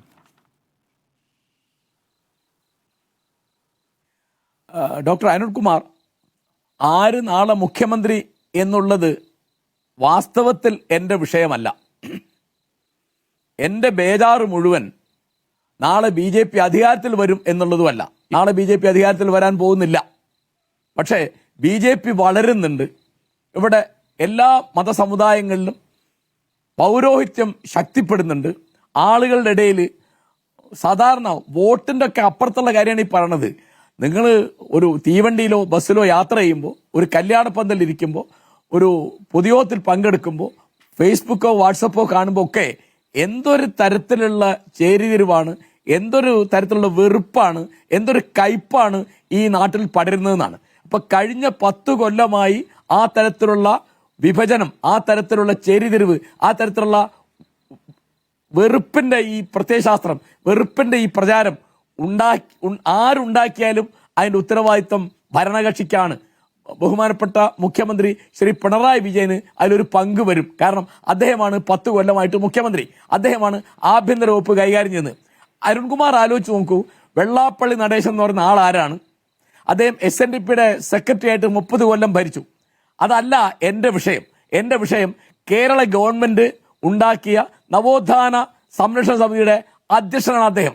എന്നിട്ട് അദ്ദേഹം അവിടെ ഇരുന്ന് പച്ചക്കള്ളം പറയുന്നു, അർദ്ധസത്യം പറയുന്നു, അതിശയോക്തി പറയുന്നു, ക്രിസ്ത്യാനികളെയും മുസ്ലിങ്ങളെയും സമുദായത്തിന്റെ വകയിൽ ആക്ഷേപിക്കുന്നു. ഇപ്പോൾ ജവഹർലാൽ നെഹ്റു 5 നേരം നിസ്കരിക്കുന്ന മുസൽമാനാണ് എന്ന തരത്തിലുള്ള പമ്പര വിഡ്ഢിത്തം, പച്ചക്കള്ളം, പാവപ്പെട്ട ആളുകൾക്കൊന്നും തിരിയാത്ത ആളുകളെ തെറ്റിദ്ധരിപ്പിക്കുന്ന ഈ ചെങ്ങാതിയാണ് ഇവിടുത്തെ നവോത്ഥാന സംരക്ഷണ സമിതിയുടെ ചെയർമാൻ. അദ്ദേഹത്തിന് ക്രിസ്ത്യാനികളെ പറ്റി എന്താണ് അഭിപ്രായം, മുസ്ലിങ്ങളെ പറ്റി എന്താണ് അഭിപ്രായം? ഞാനതൊന്നും ആവർത്തിക്കുന്നില്ല. ഈ ചർച്ച കാണുന്ന ആളുകളുടെ മനസ്സിൽ വീണ്ടും കയ്പുണ്ടാക്കാൻ ഞാൻ ഉദ്ദേശിക്കുന്നില്ല. അദ്ദേഹം പറഞ്ഞ ഒന്നിനും പിണറായി വിജയൻ മറുപടി പറഞ്ഞിട്ടില്ല. അത് മൗനം കൊണ്ട് അനുവദിക്കുകയും വാക്കുകൊണ്ട് അനുകൂലിക്കുകയും ചെയ്യുന്ന പണി കഴിഞ്ഞ 3-4 കൊല്ലമായിട്ട് CPM എടുക്കുന്നുണ്ട്. പിണറായി വിജയൻ ഭക്തനാണ് എന്ന് അദ്ദേഹത്തിന്റെ സാന്നിധ്യത്തിൽ വെള്ളാപ്പള്ളി നടേശൻ പറഞ്ഞപ്പോൾ എന്തുകൊണ്ടാണ് പിണറായി വിജയനോ അദ്ദേഹത്തിന്റെ പാർട്ടിക്കാരോ മിണ്ടാത്തത്? AK ബാലൻ UDF അധികാരത്തിൽ വന്നാൽ ജമാഅത്തെ ഇസ്ലാമി ആഭ്യന്തര വകുപ്പ് കൈകാര്യം ചെയ്യും എന്ന് പറയുന്നത് വർഗീയ പരാമർശമല്ലാതെ വേറെ എന്താണ്? കേരളത്തിലെ 1000-ഓളം പഞ്ചായത്തുകളിൽ ഒരു പഞ്ചായത്ത് പോലും ഭരിക്കുന്നില്ല ജമാഅത്തെ ഇസ്ലാമി. അപ്പോൾ മുസ്ലിമിന് ആഭ്യന്തര വകുപ്പ് കിട്ടിയാൽ ആപത്താണ് എന്ന തരത്തിലുള്ള വർഗീയ വിഷമാണത്. സജി ചെറിയാൻ പറയുന്ന വകതിരിവില്ലായ്മയ്ക്കൊക്കെ എന്താണ് മറുപടി? അപ്പോ തീർച്ചയായിട്ടും ക്രിസ്ത്യൻ പൗരോഹിത്യവും മുസ്ലിം പൗരോഹിത്യവും ഹിന്ദു പൗരോഹിത്യവും ശക്തിപ്പെടാൻ സഹായിച്ച ഒരു ഗവൺമെന്റ് ആയിട്ടാണ് രണ്ടാം പിണറായി സർക്കാരിനെ ഞാൻ കാണുന്നത്. അതിന്റെ ഒരു വേദിയാണ് നായർ ഈഴവ സഖ്യം. ഇതാണ്, ഇടതുപക്ഷം ഭരിച്ചപ്പോൾ ഏതെങ്കിലും ഒരു കലാപം ഉണ്ടായിട്ടുണ്ടോ?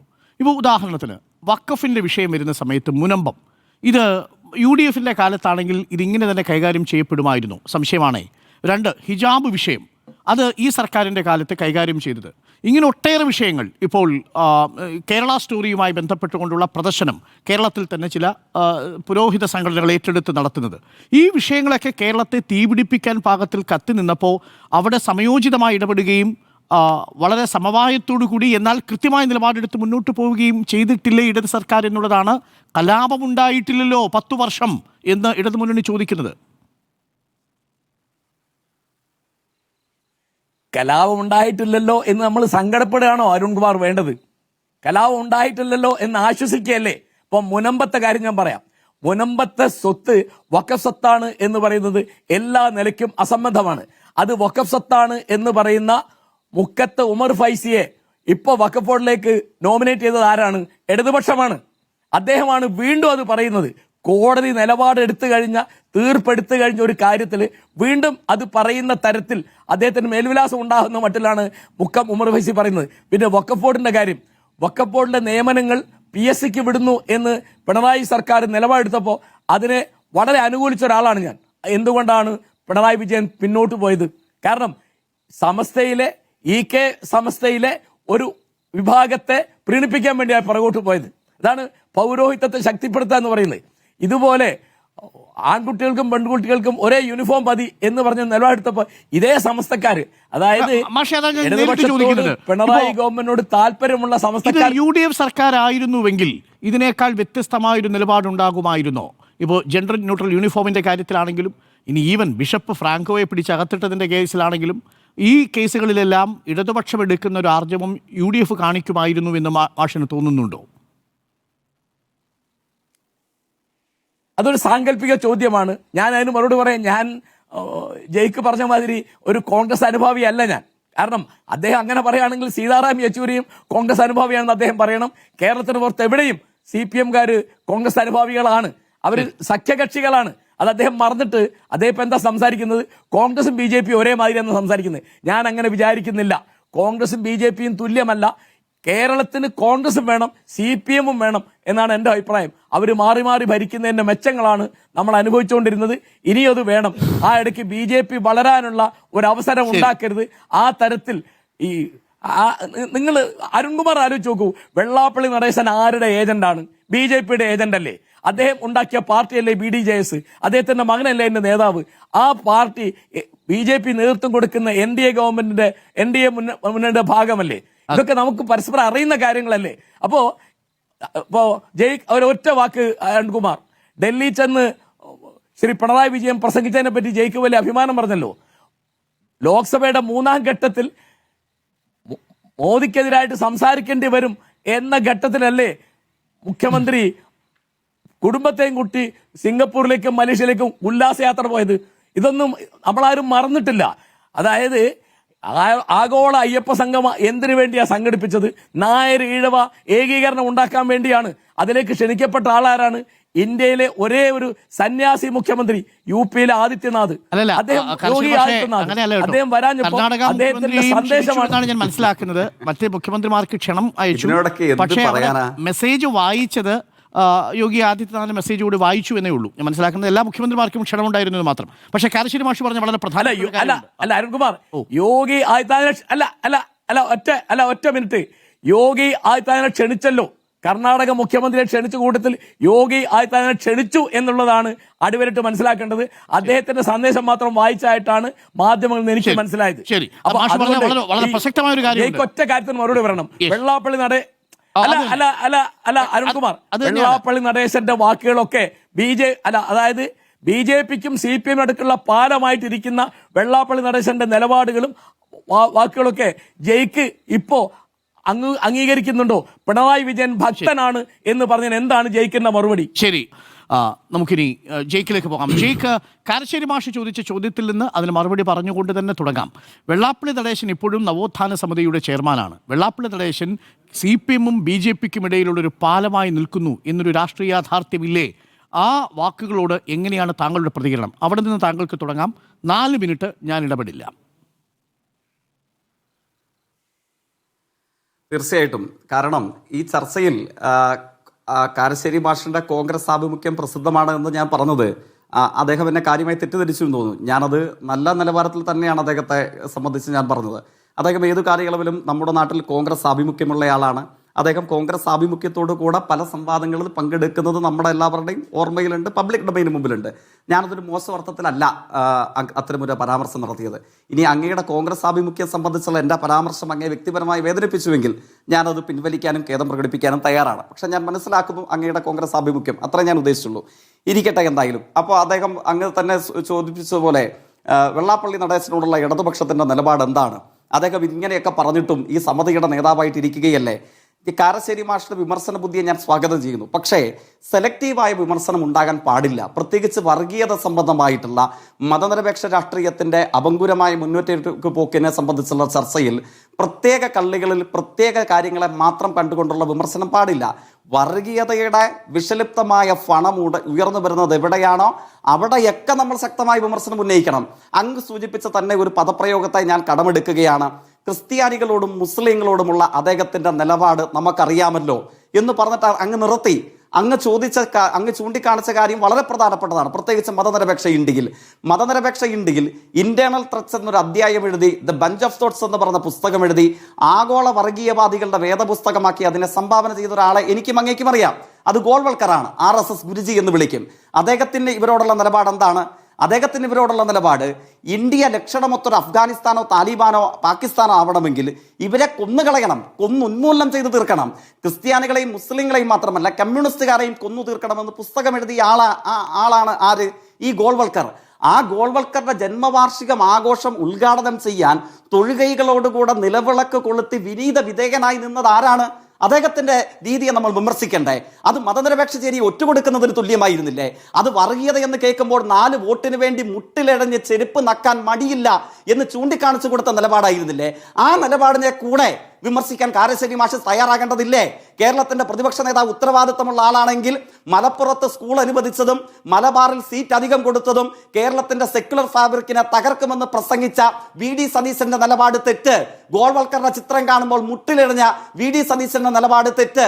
RSS ശാഖയ്ക്ക് CPM-ൽ നിന്ന് കാവൽ കടന്നു എന്ന് പ്രസംഗിച്ച K സുധാകരന്റെ നിലപാട് തെറ്റ്. ആ തെറ്റ് ചൂണ്ടിക്കാണിക്കാൻ കാരശ്ശേരി മാഷെ നിർഭാഗ്യവശാൽ എന്റെ പരിമിതികൾ കൊണ്ടോ കാഴ്ച പരിമിതിയോ വായനാ പരിമിതിയോ കൊണ്ടായിരിക്കാം അങ്ങയുടെ അവസരത്തിൽ അങ്ങ് തിരുത്തണം. അങ്ങയെ കണ്ടിട്ടില്ല.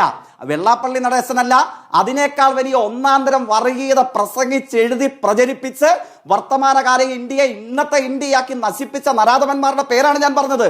അവരുടെ മുമ്പിൽ മുട്ടിലടഞ്ഞ കേരളത്തിലെ കോൺഗ്രസിന്റെ ആളുകളുടെ അനുഭവമാണ് പറഞ്ഞത്. പക്ഷെ അവിടെ അങ്ങയുടെ ചാട്ടുളി പോലുള്ള വിമർശനത്തിന്റെ തോത് ഞാൻ കണ്ടിട്ടില്ല.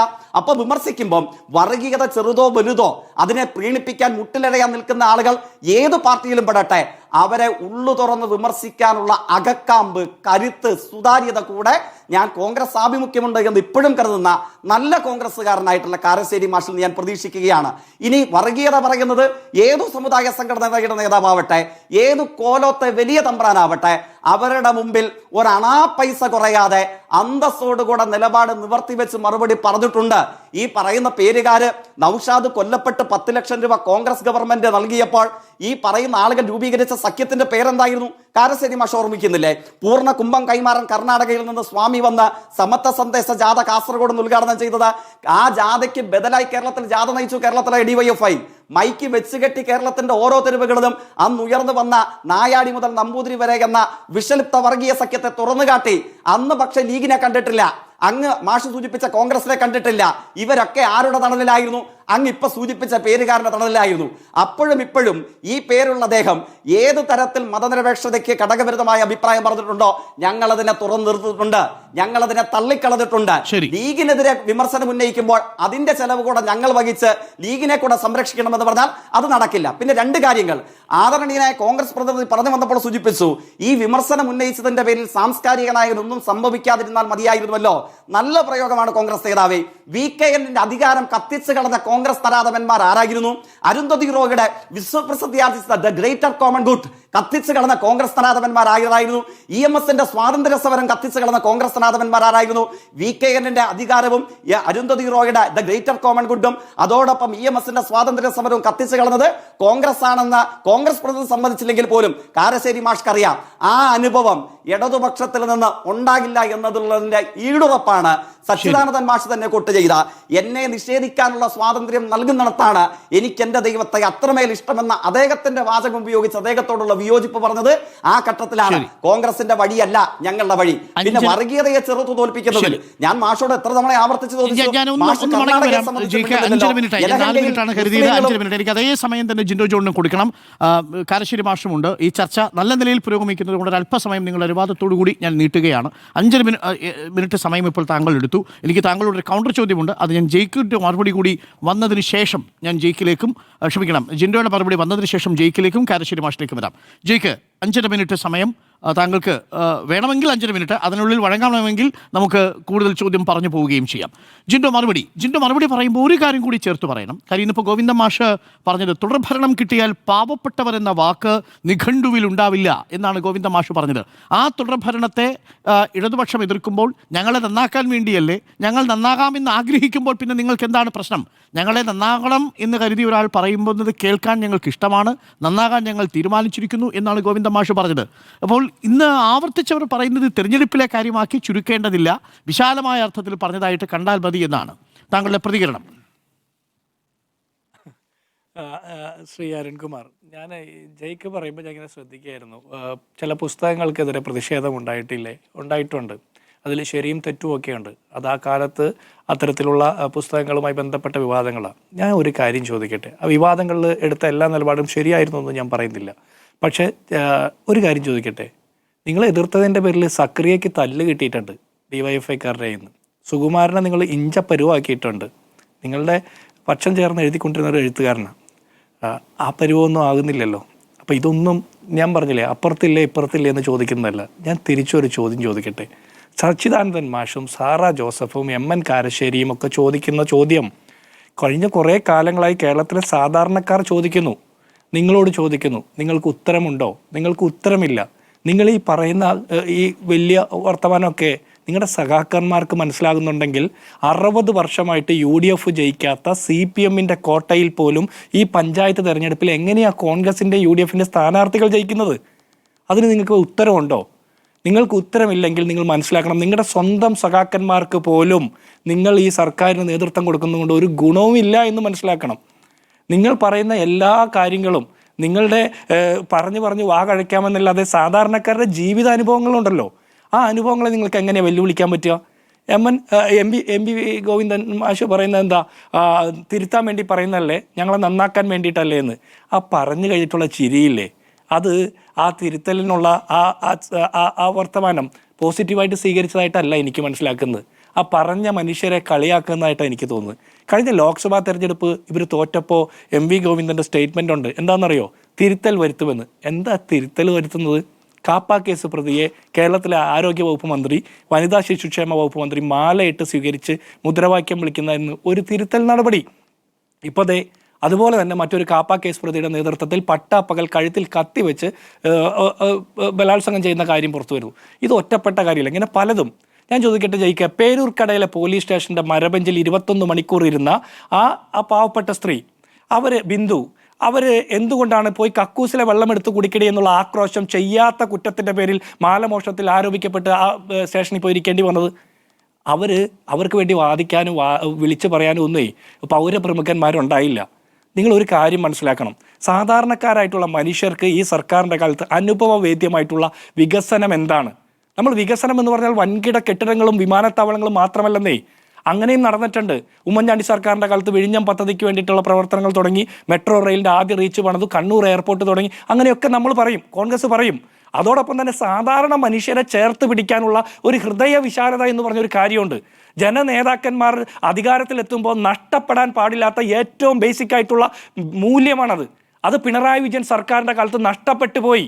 നിങ്ങളൊന്ന് ആലോചിച്ച് നോക്കൂ. സാധാരണക്കാരായിട്ടുള്ള CPM-ന്റെ സഖാക്കന്മാർ, ബാക്കി മനുഷ്യരെ വിട്, കോൺഗ്രസ്സുകാരെ, കോൺഗ്രസ് അനുഭാവികളെ, മറ്റു പാർട്ടിക്കാരെ, അവരൊക്കെ വിട്, രാഷ്ട്രീയമുള്ളവരെ ഇല്ലാത്തവരെയൊക്കെ വിട്, സാധാരണ സഖാക്കന്മാരോട് നിങ്ങളൊന്ന് രഹസ്യമായിട്ട് ചോദിക്കൂ, നിങ്ങളുടെ ഗ്രഹസമ്പർക്ക പരിപാടി വിജയിച്ചു എന്ന് നിങ്ങൾക്ക് തോന്നുന്നുണ്ടോ?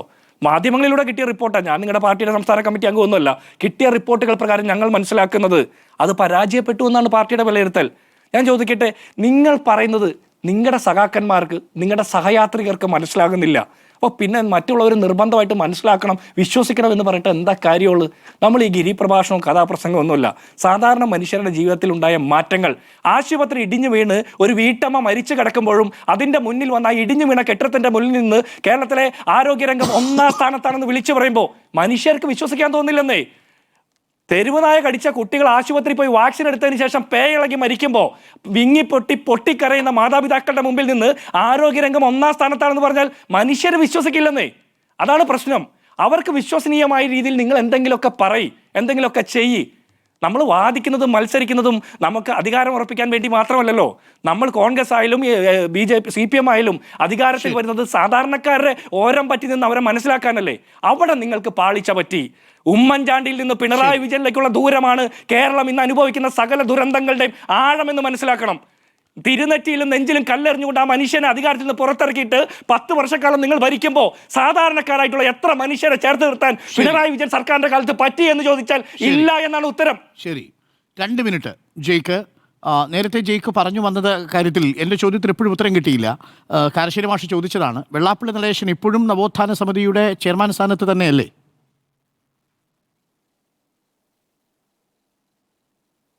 തീർച്ചയായിട്ടും ആ പദവിയിൽ നിന്ന് മാറ്റേണ്ട കാര്യങ്ങളെക്കുറിച്ച് സർക്കാർ ആലോചിക്കണം.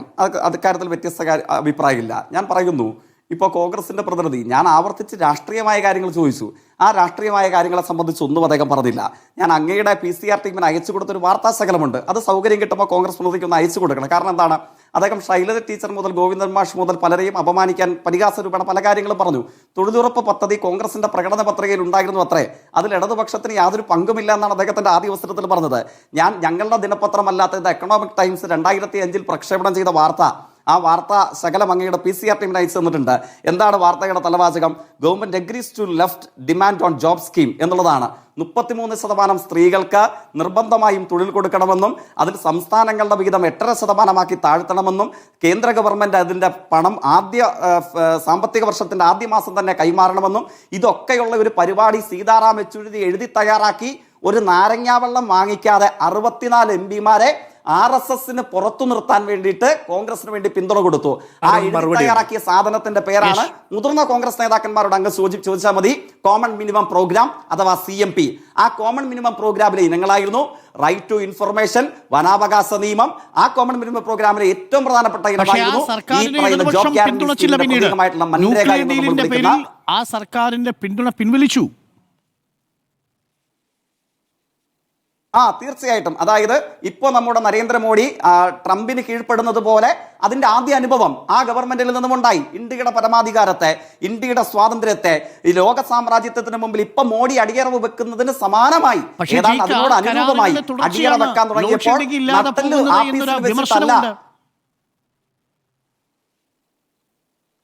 ഒരിക്കലുമല്ല. ആ 1, 2, 3 കരാറിന്റെ ജനവിരുദ്ധതകളിലേക്ക് ഇപ്പൊ ചർച്ച ചെയ്യണോ? നമ്മൾ തയ്യാറാണ്. ഡിഫൻസ് മേഖലയിലടക്കം നമ്മുടെ പ്രതിരോധ രംഗത്തടക്കം. താങ്കളോടൊരു ചോദ്യമുണ്ട് ജിൻഡോയ്ക്ക്. ജിൻഡോ, ചോദ്യമാവാം. ഞാൻ ഒരു കാര്യം ചോദിക്കട്ടെ അരുൺകുമാറെ, ഒന്ന് തൊഴിലുറപ്പ് പദ്ധതിയെ കുറിച്ചിട്ട് കോമൺ മിനിമം പ്രോഗ്രാം ഉണ്ടാകുന്നത് ആ ഭരണം വന്നതിന് ശേഷമാണ്. ഒന്നാം യു പി എ സർക്കാർ വന്നതിന് ശേഷമാണ് കോമൺ മിനിമം പ്രോഗ്രാം ഉണ്ടാക്കുന്നത്, ശരിയല്ലേ? അതിന്റെ ആ സഖ്യം ഉണ്ടാക്കുന്ന സമയത്തല്ലേ നിങ്ങൾ നാരങ്ങ വെള്ളം മേടിക്കാതെ 60 MPമാരുടെ പിന്തുണ തന്നു എന്നൊക്കെ പറഞ്ഞില്ലേ? അതിനു മുമ്പ്, തെരഞ്ഞെടുപ്പിന് മുമ്പേ പ്രകടന പത്രികയിൽ കോൺഗ്രസ് പറഞ്ഞ പദ്ധതിയുടെ പേരാണ് തൊഴിലുറപ്പ് പദ്ധതി. ജയിക്ക് ഒന്നുകൂടി അതൊന്ന് എടുത്ത് പഠിച്ചാൽ മതി, അതൊന്ന് വായിച്ച് മനസ്സിലാവും. ഒരു കാര്യം കൂടി, അന്ന് മാനിഫെസ്റ്റോയിൽ പറഞ്ഞ തൊഴിലുറപ്പ് പദ്ധതിയാണോ പിന്നീട് തൊഴിലുറപ്പ് നിയമമായി വരുന്നത്?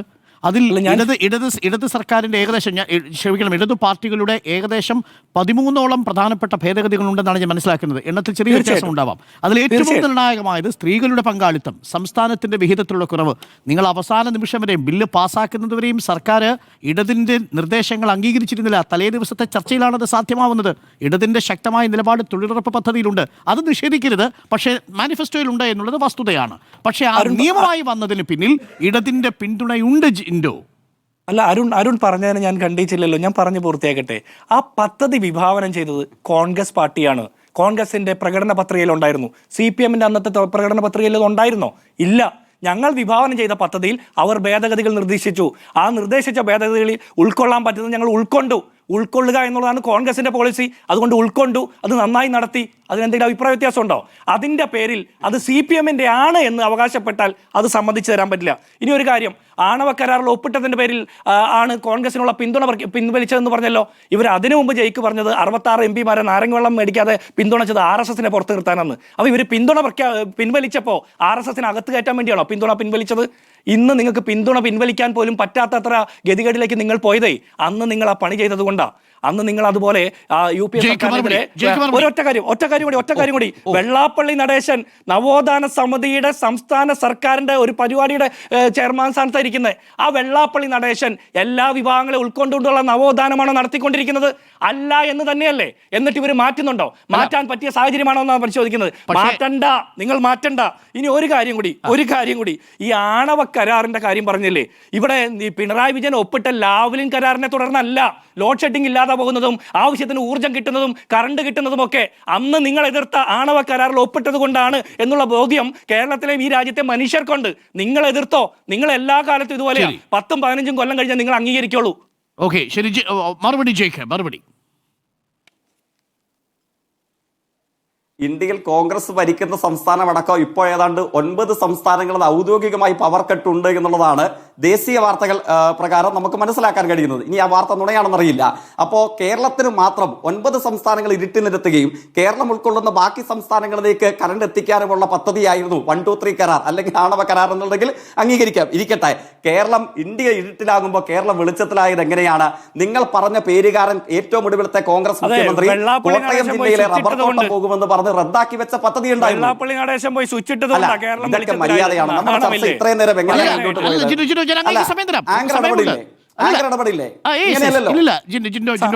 നമ്മളെല്ലാവരും വളരെ മാന്യമായിട്ടാണ് ചർച്ച മുന്നോട്ട് കൊണ്ടുപോകുന്നത്. പറഞ്ഞോളൂ ജയ്ക്ക്. എനിക്ക് ഓവർലാപ്പ് ചെയ്ത് ഇടപെടുന്ന എന്റെ സമീപനമല്ല. അദ്ദേഹം സംസാരിച്ചപ്പോൾ ഞാൻ അവസാനിപ്പിക്കുകയും ചെയ്തു. എനിക്ക് അങ്ങനെ ഇടപെടേണ്ടതില്ല. അങ്ങ് മനസ്സിലാക്കേണ്ടത് കേരളത്തിലെ ഏറ്റവും ഒടുവിലത്തെ കോൺഗ്രസ് മുഖ്യമന്ത്രി കേരളത്തിന്റെ മുഖ്യമന്ത്രിയായിരിക്കെ മുടക്കിയ പദ്ധതിയാണ് നമ്മുടെ നാട്ടിലെ ഇടമൺകുച്ചി പവർ ഹൈവേ. റബ്ബർ തോട്ടം പോകുമെന്നായിരുന്നു അന്ന് പറഞ്ഞിരുന്ന ന്യായം. അന്ന് മുടക്കി വെച്ച പദ്ധതിയെ 2020 പത്തനംതിട്ട അടൂരിൽ വന്ന് പൂർത്തീകരിച്ച് ഉദ്ഘാടനം ചെയ്ത മുഖ്യമന്ത്രിയുടെ പേരാണ് സഖാവ് പിണറായി വിജയൻ. ആ വൈദ്യുതി വകുപ്പിന്റെ ചരിത്ര നേട്ടത്തിന് നേതൃത്വം നൽകിയ ആളുടെ പേരാണ് സഖാവ് MM മണി. നിങ്ങൾ പലപ്പോഴും ആക്ഷേപിക്കാറുള്ളത് ആ നേട്ടത്തിന്റെ കരുത്തിലാണ് ഇന്ത്യ ഇരുട്ടിലാകുമ്പോഴും ഇരുട്ടിലാവാതെ വെളിച്ചത്തിൽ നിൽക്കുന്ന ഒരു കേരളം യാഥാർത്ഥ്യമായത്. അല്ലാതെ അമേരിക്കൻ ദാസ്യത്തിന് മുമ്പിൽ വഴങ്ങിയ മൂന്നാംകിട രാഷ്ട്രീയ മുതലെടുപ്പിന്റെ ഭാഗമായിട്ടല്ല. അതങ്ങ് മനസ്സിലാക്കണം. പിന്നെ ഒറ്റ കാര്യത്തിന് മറുപടി പറയാൻ അങ്ങനെ അനുവദിക്കണം. കോൺഗ്രസ് പ്രതിനിധി ആവർത്തിച്ച് പറയുന്നു വൻകിട പദ്ധതികളല്ലോ, ജീവിതാനുഭവങ്ങൾ. എന്താ ജീവിതാനുഭവങ്ങളുടെ ബലത്തിലാണ് കോൺഗ്രസ് നേതാവെ 2021 ബഹുമാനിയനായ ഉമ്മൻചാണ്ടിയും രമേശ് ചെന്നിത്തലയും ഒക്കെ കേരളത്തിൽ ജീവിച്ചിരിക്കുമ്പോൾ ഉമ്മൻചാണ്ടിയുടെയും രമേശ് ചെന്നിത്തലയുടെയും കോൺഗ്രസ് വേണ്ട, പിണറായി വിജയന്റെ നേതൃത്വത്തിലുള്ള ഇടതുപക്ഷം തന്നെ വീണ്ടും ഒരു 5 വർഷം കൂടെ ഭരിച്ചാൽ മതി എന്ന് കേരളം തീരുമാനിച്ചത് അങ്ങയുടെ ഈ പേരുകാർ കേരളത്തിൽ സൃഷ്ടിച്ചു വെച്ച ജീവിതാനുഭവങ്ങളുടെ വെളിച്ചത്തിലാണ്. 600 രൂപ കാശ് പലപ്പോഴും മുടക്കം വരുത്തിയ കേരളത്തിൽ 62 ലക്ഷം അതിസാധാരണക്കാരുടെ വീട്ടുമുറ്റത്തേക്ക് പ്രതിമാസം മുടങ്ങാതെ 2000 രൂപ എത്തിച്ചു കൊടുത്തുകൊണ്ടേയിരിക്കുന്നു. 20 ലക്ഷം സ്ത്രീകൾക്ക് ലോകത്തിന്റെ ചരിത്രത്തിൽ ആദ്യമായി അടുക്കളയിൽ ജോലി ചെയ്യുന്ന സ്ത്രീയുടെ അധ്വാനത്തിന് മൂല്യം കണക്കാക്കി ഒരു ഗവൺമെന്റ് 1000 രൂപ പ്രതിമാസ ഓണററി നൽകുന്നു. 1000 ഒരു വലിയ തുകയല്ല, പക്ഷേ എന്താണ് ലോകത്തിന്റെ അനുഭവങ്ങളിൽ ഒരു രാഷ്ട്രീയ ദൗത്യം കേരളം പറയുകയാണ്. അടുക്കളയിൽ ജോലി ചെയ്യുന്ന സ്ത്രീയാണോ നിങ്ങൾ? അടുക്കളയിൽ നിർവഹിക്കുന്ന അധ്വാനത്തിന് മൂല്യമുണ്ട്. 5 ലക്ഷം കുടുംബങ്ങൾ, 20 ലക്ഷം മനുഷ്യർ അടച്ചുറപ്പുള്ള വീടുകളിലേക്ക് മാറുകയാണ്. അപ്പോഴെന്താണ് കേരളത്തിൽ 1/3 1 കോടിയോളം വരുന്ന മനുഷ്യർ സർക്കാരിന്റെ സാമൂഹ്യക്ഷേമ പദ്ധതികളുടെ നേരിട്ടുള്ള ഗുണഭോക്താക്കളാകുന്നു. 20 ലക്ഷം മനുഷ്യർ അടച്ചുറപ്പുള്ള വീടുകളിലേക്ക് മാറുന്നു. UDF ഗവൺമെന്റ് നിലവാരമുള്ള സർക്കാർ സ്കൂളുകൾ ഉയരുന്നു. ഓക്കെ ജയ്ക്ക്, അത് മാത്രമല്ലല്ലോ ജയ്ക്ക്, നോക്കൂ, ഇടത് സർക്കാർ തുടർന്ന് കൊണ്ടുപോയ പദ്ധതികൾ പലതും തുടങ്ങി വെച്ചത് ഉമ്മൻചാണ്ടി സർക്കാരില്ലേ. അതിനെ പലതരത്തിലും ആളുകൾ ആക്ഷേപിക്കുന്നുണ്ട്. അതൊരു ശിലായുഗമാണ് എന്നാണ് ഒരു ഇടതു നിരീക്ഷകൻ പറഞ്ഞത്, നവീന ശിലായുഗം. പക്ഷേ അന്ന് കല്ലിടാൻ വിഴിഞ്ഞത്ത് അന്ന് കല്ലിട്ടിരുന്നില്ലെങ്കിൽ, വിഴിഞ്ഞത്തെന്ന് അദാനിയെ കൊണ്ടുവന്നിരുന്നില്ലെങ്കിൽ ഇന്ന് നമ്മൾ അഭിമാനിക്കുന്ന വിഴിഞ്ഞമില്ല. മെട്രോ റെയിൽവേക്ക് അന്നത്തെ പദ്ധതിയുമായി ബന്ധപ്പെട്ട അവസാന നിമിഷത്തിലെ ചർച്ചകളെന്ന് ഉമ്മൻചാണ്ടി നടപ്പിലാക്കാൻ ശ്രമിച്ചിരുന്നെങ്കിൽ ഇന്ന് നമ്മളോടുന്ന മെട്രോ ഇല്ല. കണ്ണൂരിൽ തിടുക്കപ്പെട്ടാണ് അവിടെ ഒരു എയർഫോഴ്സിൻ്റെ വിമാനം കൊണ്ടുവന്ന് ലാൻഡ് ചെയ്തതെന്ന് പറഞ്ഞെങ്കിലും ആ തീരുമാനം അവിടെ ഉണ്ടാക്കി. നമുക്ക് ശബരി റെയിൽപാത പോലും ഏറ്റവും ഒടുവിലാണ് കൊണ്ടുവരാൻ സാധിച്ചത്. അത് സർക്കാരിൻ്റെ മാത്രം കുറ്റമല്ല, അത് ഞാൻ സമ്മതിക്കുന്നു. കേന്ദ്ര സർക്കാർ പിൻവലിച്ചത് ഇപ്പോഴാണ്. അപ്പോൾ നമ്മുടെ വികസനത്തിൽ ഐക്യജനാധിപത്യ മുന്നണിയുടെയും സ്പർശമുണ്ടെന്ന് അംഗീകരിച്ചുകൊണ്ടൊരു തിരഞ്ഞെടുപ്പിലേക്ക് പോകുന്നതിന് എന്താ തടസ്സം ജയിക്ക്? ഇല്ല, എനിക്ക് ആ കാര്യത്തിലൊക്കെ ശക്തമായ വിയോജിപ്പും എന്നാൽ നേരായ അഭിപ്രായമുണ്ട്. അങ്ങ് ഏതു നാൾ വഴികളും പരിശോധിച്ചോളൂ. വിഴിഞ്ഞം പദ്ധതിയുടെ 1ാം ഘട്ട ഉദ്ഘാടനം നിർവഹിച്ച മുഖ്യമന്ത്രിയുടെ പേര് VS അച്യുതാനന്ദൻ എന്നാണ്. ആ കമ്പനി കരാർ ഏറ്റെടുക്കാൻ മുമ്പോട്ടേക്ക് വന്ന മൾട്ടിനാഷണൽ കമ്പനികൾ ചൈനാചാരന്മാരാണ് എന്ന് മുദ്രകുത്തി VSന്റെയും ഇടതുപക്ഷത്തിന്റെയും കാര്യങ്ങളിൽ വിഴിഞ്ഞത്ത് ആ കമ്പനിയെ കാലുകുത്തിക്കാതിരുന്ന ഗവൺമെന്റിന്റെ പേര് കോൺഗ്രസ് നേതൃത്വം നൽകിയ UPA ആണ്. നിങ്ങളും എതിർത്തിട്ടുണ്ട്. പക്ഷേ ആ പദ്ധതിയുടെ സമയത്ത് ഇന്നത്തെ ഇടതിൻ്റെ ഭാഗത്ത് നിൽക്കുന്ന തോമസ് മാഷിനോടൊപ്പം പോയി ഉമ്മൻചാണ്ടി അദാനിയുമായി ഒപ്പുവെച്ചില്ലെങ്കിൽ ആ കരാർ നടപ്പാക്കും. അതുകൊണ്ടല്ലേ അദാനിയുടെ മകൻ കരൺ അദാനി ഉമ്മൻചാണ്ടിയുടെ പേര് പറഞ്ഞത് വിഴിഞ്ഞത്ത്. അതിന് നമ്മൾ നിഷേധിച്ചിട്ട് കാര്യമുണ്ടോ? അതാണ് ഇങ്ങനെ നിഷേധിക്കുമ്പോൾ ഈ വസ്തുതകൾ പുറത്തു വരുന്നില്ലേ ജയിക്ക്? ഞാൻ ജയിക്ക് പറഞ്ഞതിനെ തള്ളിക്കളയുകയല്ല. താങ്കൾ പറഞ്ഞത് ശരിയാണ്. ആദ്യഘട്ടത്തിലെ കമ്പനി പിന്മാറുന്ന സാഹചര്യമുണ്ടായി. പക്ഷേ ആ ഭാഗത്ത് അദാനിയെ കൊണ്ടുവരുന്നതിന് പിന്നിൽ തോമസ് മാഷുണ്ട്, ഒപ്പം നമ്മളുടെ ഉമ്മൻചാണ്ടിയുമുണ്ട്. That's A fact. തീർച്ചയായിട്ടും അങ്ങ് ഓർമ്മിപ്പിച്ചത് നന്നായി. ലാംഗോ കൊണ്ടപ്പള്ളി മുതൽ സൂം ഡെവലപ്പേഴ്സ് വരെയുള്ള കമ്പനികൾ എങ്ങനെ വിഴിഞ്ഞത്തുനിന്ന് പുറത്തായി? അങ്ങേക്ക് ആ കാര്യം ചർച്ച ചെയ്യാൻ ആർജവുമുണ്ടോ? കോൺഗ്രസ് പ്രതിനിധിയെ കൂടെ വിളിച്ചിട്ട് എങ്ങനെ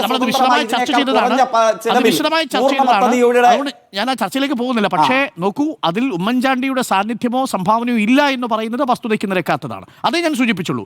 ഈ ഏതെങ്കിലും തരത്തിൽ ഇടത് സർക്കാർ ചെയ്തില്ലെന്നല്ല, ഇടത് സർക്കാർ നന്നായി ഇംപ്ലിമെന്റ് ചെയ്തു. അക്കാര്യത്തിൽ ഒരു സംശയവുമില്ല.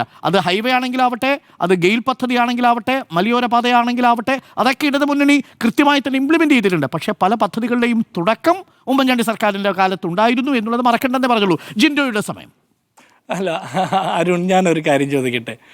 ഇവർക്ക് തുടർഭരണം കിട്ടി എന്നാണ് ഇവർ പറയുന്നത്. 2021 തുടർഭരണം കിട്ടി. അത് ഉമ്മൻചാണ്ടിയുടെയും രമേശ് ചെന്നിത്തലയുടെയും പരാജയമാണ്. ഞങ്ങളുടെ പരാജയമാണ്, ഞങ്ങൾ അക്സെപ്റ്റ് ചെയ്തു. നിങ്ങൾക്കന്ന് തുടർഭരണം തന്നതാണ് ഈ നാട്ടിലെ ജനങ്ങളുടെ പരാജയം. അവരിന്നത് തിരുത്താൻ വേണ്ടി കാത്തിരിക്കുകയാണ്. അവർ തന്നെയാണ് മുറവിളി കൂട്ടുന്നത്, നിങ്ങൾ എത്രയും പെട്ടെന്ന് കടക്ക് പുറത്ത് എന്ന്. ഇനി താങ്കൾ പറഞ്ഞു പെൻഷൻ ഉറപ്പാക്കിയെന്ന്. ഉമ്മൻചാണ്ടി സർക്കാരിൻ്റെ കാലത്തെ പെൻഷൻ്റെ കണക്ക് താങ്കൾ പറഞ്ഞതിൽ അഭിപ്രായ വ്യത്യാസമുണ്ട്. സമയം കുറവായതുകൊണ്ട് വിശദീകരിക്കുന്നില്ല. പക്ഷേ ഒരു കാര്യം പറയാം. പെൻഷൻ 6 മാസം കുടിശ്ശികയായപ്പോൾ ആത്മഹത്യ ചെയ്ത ജോസഫ് ഏട്ടൻ കോഴിക്കോട് ചക്കിട്ടപ്പാറ പഞ്ചായത്തിലെ ജീവിച്ചിരുന്ന മനുഷ്യനാണ്. ആ മനുഷ്യന് കൃത്യമായിട്ട് പെൻഷൻ നിങ്ങൾ കൊടുത്തിരുന്നെങ്കിൽ ഈ തെരഞ്ഞെടുപ്പിൽ വോട്ട് ചെയ്യാൻ അദ്ദേഹം ഉണ്ടാകുമായിരുന്നു. സന്തോഷത്തോടെ വോട്ട് ചെയ്തേനെ.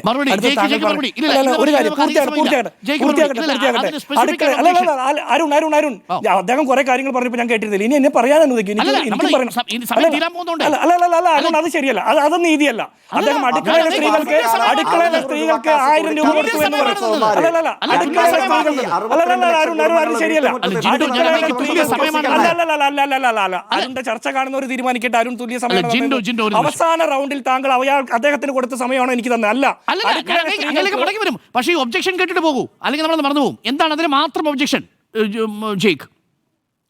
6 മാസം കുടിശ്ശിക ഉണ്ടായിരുന്നു, അതൊരു വസ്തുതയാണ്. അങ്ങനെ ഒരു വാർത്ത എന്തായാലും ആ കുടിശ്ശിക തീർത്ത് കൊടുത്ത് 2000 ആക്കി കേരളത്തിൽ 32 ലക്ഷത്തിന്റെ സ്ഥാനത്ത് 62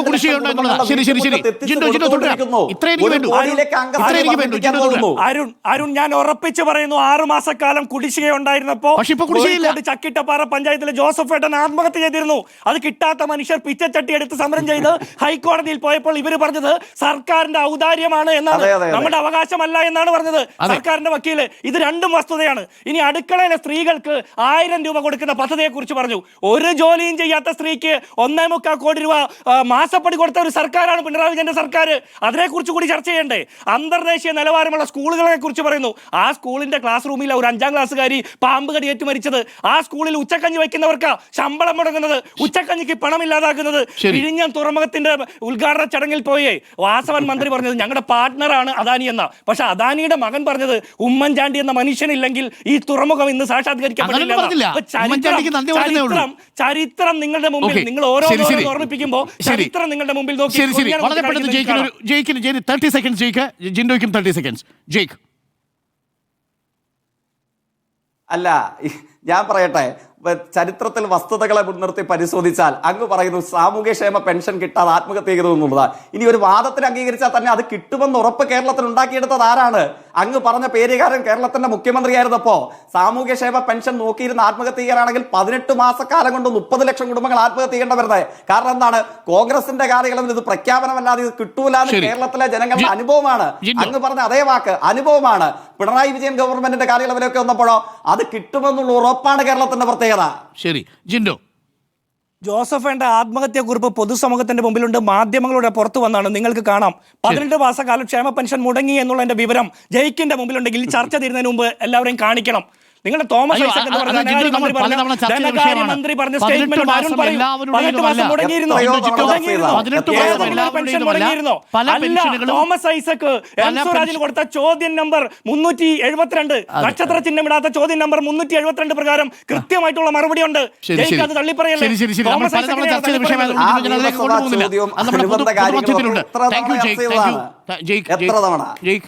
എനിക്ക് തോന്നുന്നു നിങ്ങൾക്ക് രണ്ടുപേർക്കും സമയം കിട്ടിയെന്നാണ്. എനിക്ക് കാരശ്ശേരി മാഷിന് 1 മിനിറ്റ് സമയം എനിക്ക് അവശേഷിക്കുന്നുള്ളൂ. മാഷേ, ഈ സാംസ്കാരിക വിമർശനങ്ങളൊക്കെ കേരളത്തിലെ വോട്ടർമാർ ശ്രദ്ധിക്കാനുള്ള സാധ്യതയുണ്ടോ? മാഷ് 2021 പറഞ്ഞത്, പക്ഷേ വോട്ടർമാർ വേറൊരു തരത്തിലാണ് എടുത്തത്. അന്ന് കോവിഡിൻ്റെ പശ്ചാത്തലമാണ്, ഇന്നിപ്പോൾ മറ്റൊരു പശ്ചാത്തലമാണ്. സച്ചിദാനന്ദൻ മാഷ് പറഞ്ഞതും ഒക്കെ വോട്ടർമാർ എടുക്കാനുള്ള സാധ്യത മാഷ് കാണുന്നുണ്ടോ? അല്ല, ഞാനൊരു കവിവാക്യാണ് ഓർമ്മിക്കുന്നത്. പറയാമെന്നല്ലാതെ പരനാൽ എന്നുള്ളു ശക്യമിപ്പാരിൽ എന്നാണ്. ഇപ്പോൾ 3 വട്ടം മോദിക്ക് ജനങ്ങൾ അവസരം കൊടുത്തു പ്രധാനമന്ത്രിയായിട്ട്. അപ്പോൾ നമ്മളിപ്പോൾ നമ്മുടെ പണി എന്താ? ഞാൻ രാഷ്ട്രീയ പ്രവർത്തകനല്ല. ഞാൻ എന്നെ കൊണ്ടാവും പോലെ പരിസ്ഥിതിയെ പറ്റിയോ പ്രകൃതിയെ പറ്റിയോ പൗരാവകാശങ്ങളെ പറ്റിയോ സംസാരിക്കുകയോ എഴുതുകയോ ചെയ്യുന്ന ഒരാളാണ്. ഞാനത് പറയുന്നു. അപ്പോൾ ജനങ്ങൾ ആദ്യത്തെ പിണറായി ഗവൺമെന്റ് വരുന്നത് VS-നെ കണ്ടുകൊണ്ടാണ്, അത് നമ്മൾ മറന്നു പോകരുത്. രണ്ടാമത്തെ പിണറായി ഗവൺമെന്റ് വന്നത് പിണറായിയെ മാത്രം കണ്ടുകൊണ്ടാണ്, സംശയമില്ല. അപ്പോൾ ഞാനിപ്പോഴും പ്രതീക്ഷിക്കുന്നത് ഈ തരത്തിൽ സാമുദായികമായ ധ്രുവീകരണത്തിനെതിരായിട്ട് ഒരു കേരളീയ മനസ്സ് പ്രവർത്തിക്കും. അതാണ് ലോക്സഭാ ഇലക്ഷനിലും പിരിയുന്നതിന് മുമ്പ് ഹൈപ്പോത്തറ്റിക്കൽ ചോദ്യമാണ്, ചർച്ചയുടെ ഒരു രാഷ്ട്രീയ കൗതുകത്തിന് വേണ്ടിയാണെന്ന് കരുതിയാൽ മതി. ശൈലജ ടീച്ചറിനെ മുഖ്യമന്ത്രിയായി കൊണ്ടുവരുന്ന സാഹചര്യത്തിൽ ടീച്ചർ ഇതേ നിലപാട് ആവർത്തിക്കൂ? അല്ല, മാഷ് ഇതേ നിലപാട് ആവർത്തിക്കൂ ശൈലജ ടീച്ചർ ആണെങ്കിൽ? പിണറായി എന്നുള്ളത് മാറ്റി നിർത്തിയാൽ? അല്ല, ഞാൻ പറഞ്ഞില്ലേ, ഞാൻ നേരത്തെ തന്നെ ആരാണ് അടുത്ത മുഖ്യമന്ത്രി എന്ന തരത്തിൽ അരുൺകുമാർ ഒരു ചോദ്യം ചോദിച്ചു. അത്തരം സാങ്കല്പിക ചോദ്യങ്ങൾക്ക് മറുപടി പറയുമ്പോൾ നമ്മുടെ രാഷ്ട്രീയമായ വിവേകത്തിന് അത് ഗുണകരമാവില്ല എന്നാണ് ഞാൻ വിചാരിക്കുന്നത്. തീർച്ചയായിട്ടും ഇന്ന് വരെ കേരളത്തിൽ ഒരു വനിത മുഖ്യമന്ത്രി ആയിട്ടില്ല എന്നതിന്റെ ഉത്തരവാദിത്തം ഇവിടുത്തെ LDF-ഉം UDF-ഉം ഒരുപോലെ ഏൽക്കേണ്ടതാണ്. ഒരു വനിത മുഖ്യമന്ത്രി ആകുന്നതിന് 2 കൈയും ഉയർത്തി അങ്ങനൊരു അവസരം കൊടുത്താൽ എൻ്റെ ഒരു രാഷ്ട്രീയ വിദ്യാർത്ഥി എന്ന കൗതുകമാണ്. ഒരു തീരുമാനം CPM എടുത്തൊരു വനിതാ മുഖ്യമന്ത്രിയെ പ്രൊജക്ട് ചെയ്താൽ ഈ അധികാര തുടർച്ച ദുഷിപ്പിക്കും എന്നുള്ള വാദത്തിൽ നിന്ന് നമുക്ക് പിന്നോട്ട് പോകേണ്ടി വരുമോ എന്നുള്ളതാണ്. ഇല്ല, അങ്ങനെയല്ല. അതായത് ഇപ്പോ 1986 മുദ്രാവാക്യം എനിക്ക് ഓർമ്മയുണ്ട്. കേരം തിങ്ങും കേരള നാട്ടിൽ KR ഗൗരി ഭരിച്ചിടും. 87 മുഖ്യമന്ത്രിയായത് വലിയ ഭൂരിപക്ഷം കിട്ടിയിട്ടും നായനാരായിരുന്നു, നമ്മൾ മറന്നു പോകരുത്. അതുകൊണ്ട് രാഷ്ട്രീയക്കാരുടെ വാഗ്ദാനങ്ങളുടെ പുറത്ത് ഈ തരത്തിലുള്ള നിലപാടുകൾ പറയാ എന്നുള്ളത് വിവേകമായിരിക്കില്ല എന്നാണ് എന്റെ ഓർമ്മ എന്നോട് പറയുന്നത്. താങ്ക് യു കാരശ്ശേരി മാഷേ. Thank you Jaick. Thank you Jindo. എന്തായാലും തെരഞ്ഞെടുപ്പിന്റെ ചൂടിലേക്ക് നമ്മൾ കയറുകയാണ്. ഇതൊക്കെ ഇനി കേരളം കാണും. ഇതൊക്കെ കേരളത്തിലെ ഇങ്ങനെ കാണൂ എന്നൊരു പ്രത്യേകത കൂടിയുണ്ട്. അതിന് ജിൻഡോയ്ക്കും ജയ്ക്കിനും ഈ കാരശ്ശേരി മാഷിനും ഒക്കെ അല്ലെങ്കിൽ സച്ചിദാനന്ദൻ മാഷിനും ഒക്കെ പങ്കുണ്ട് എന്ന് മാത്രം ഓർമ്മിച്ചുകൊണ്ട് നമ്മൾ ചർച്ച അവസാനിപ്പിക്കുന്നു.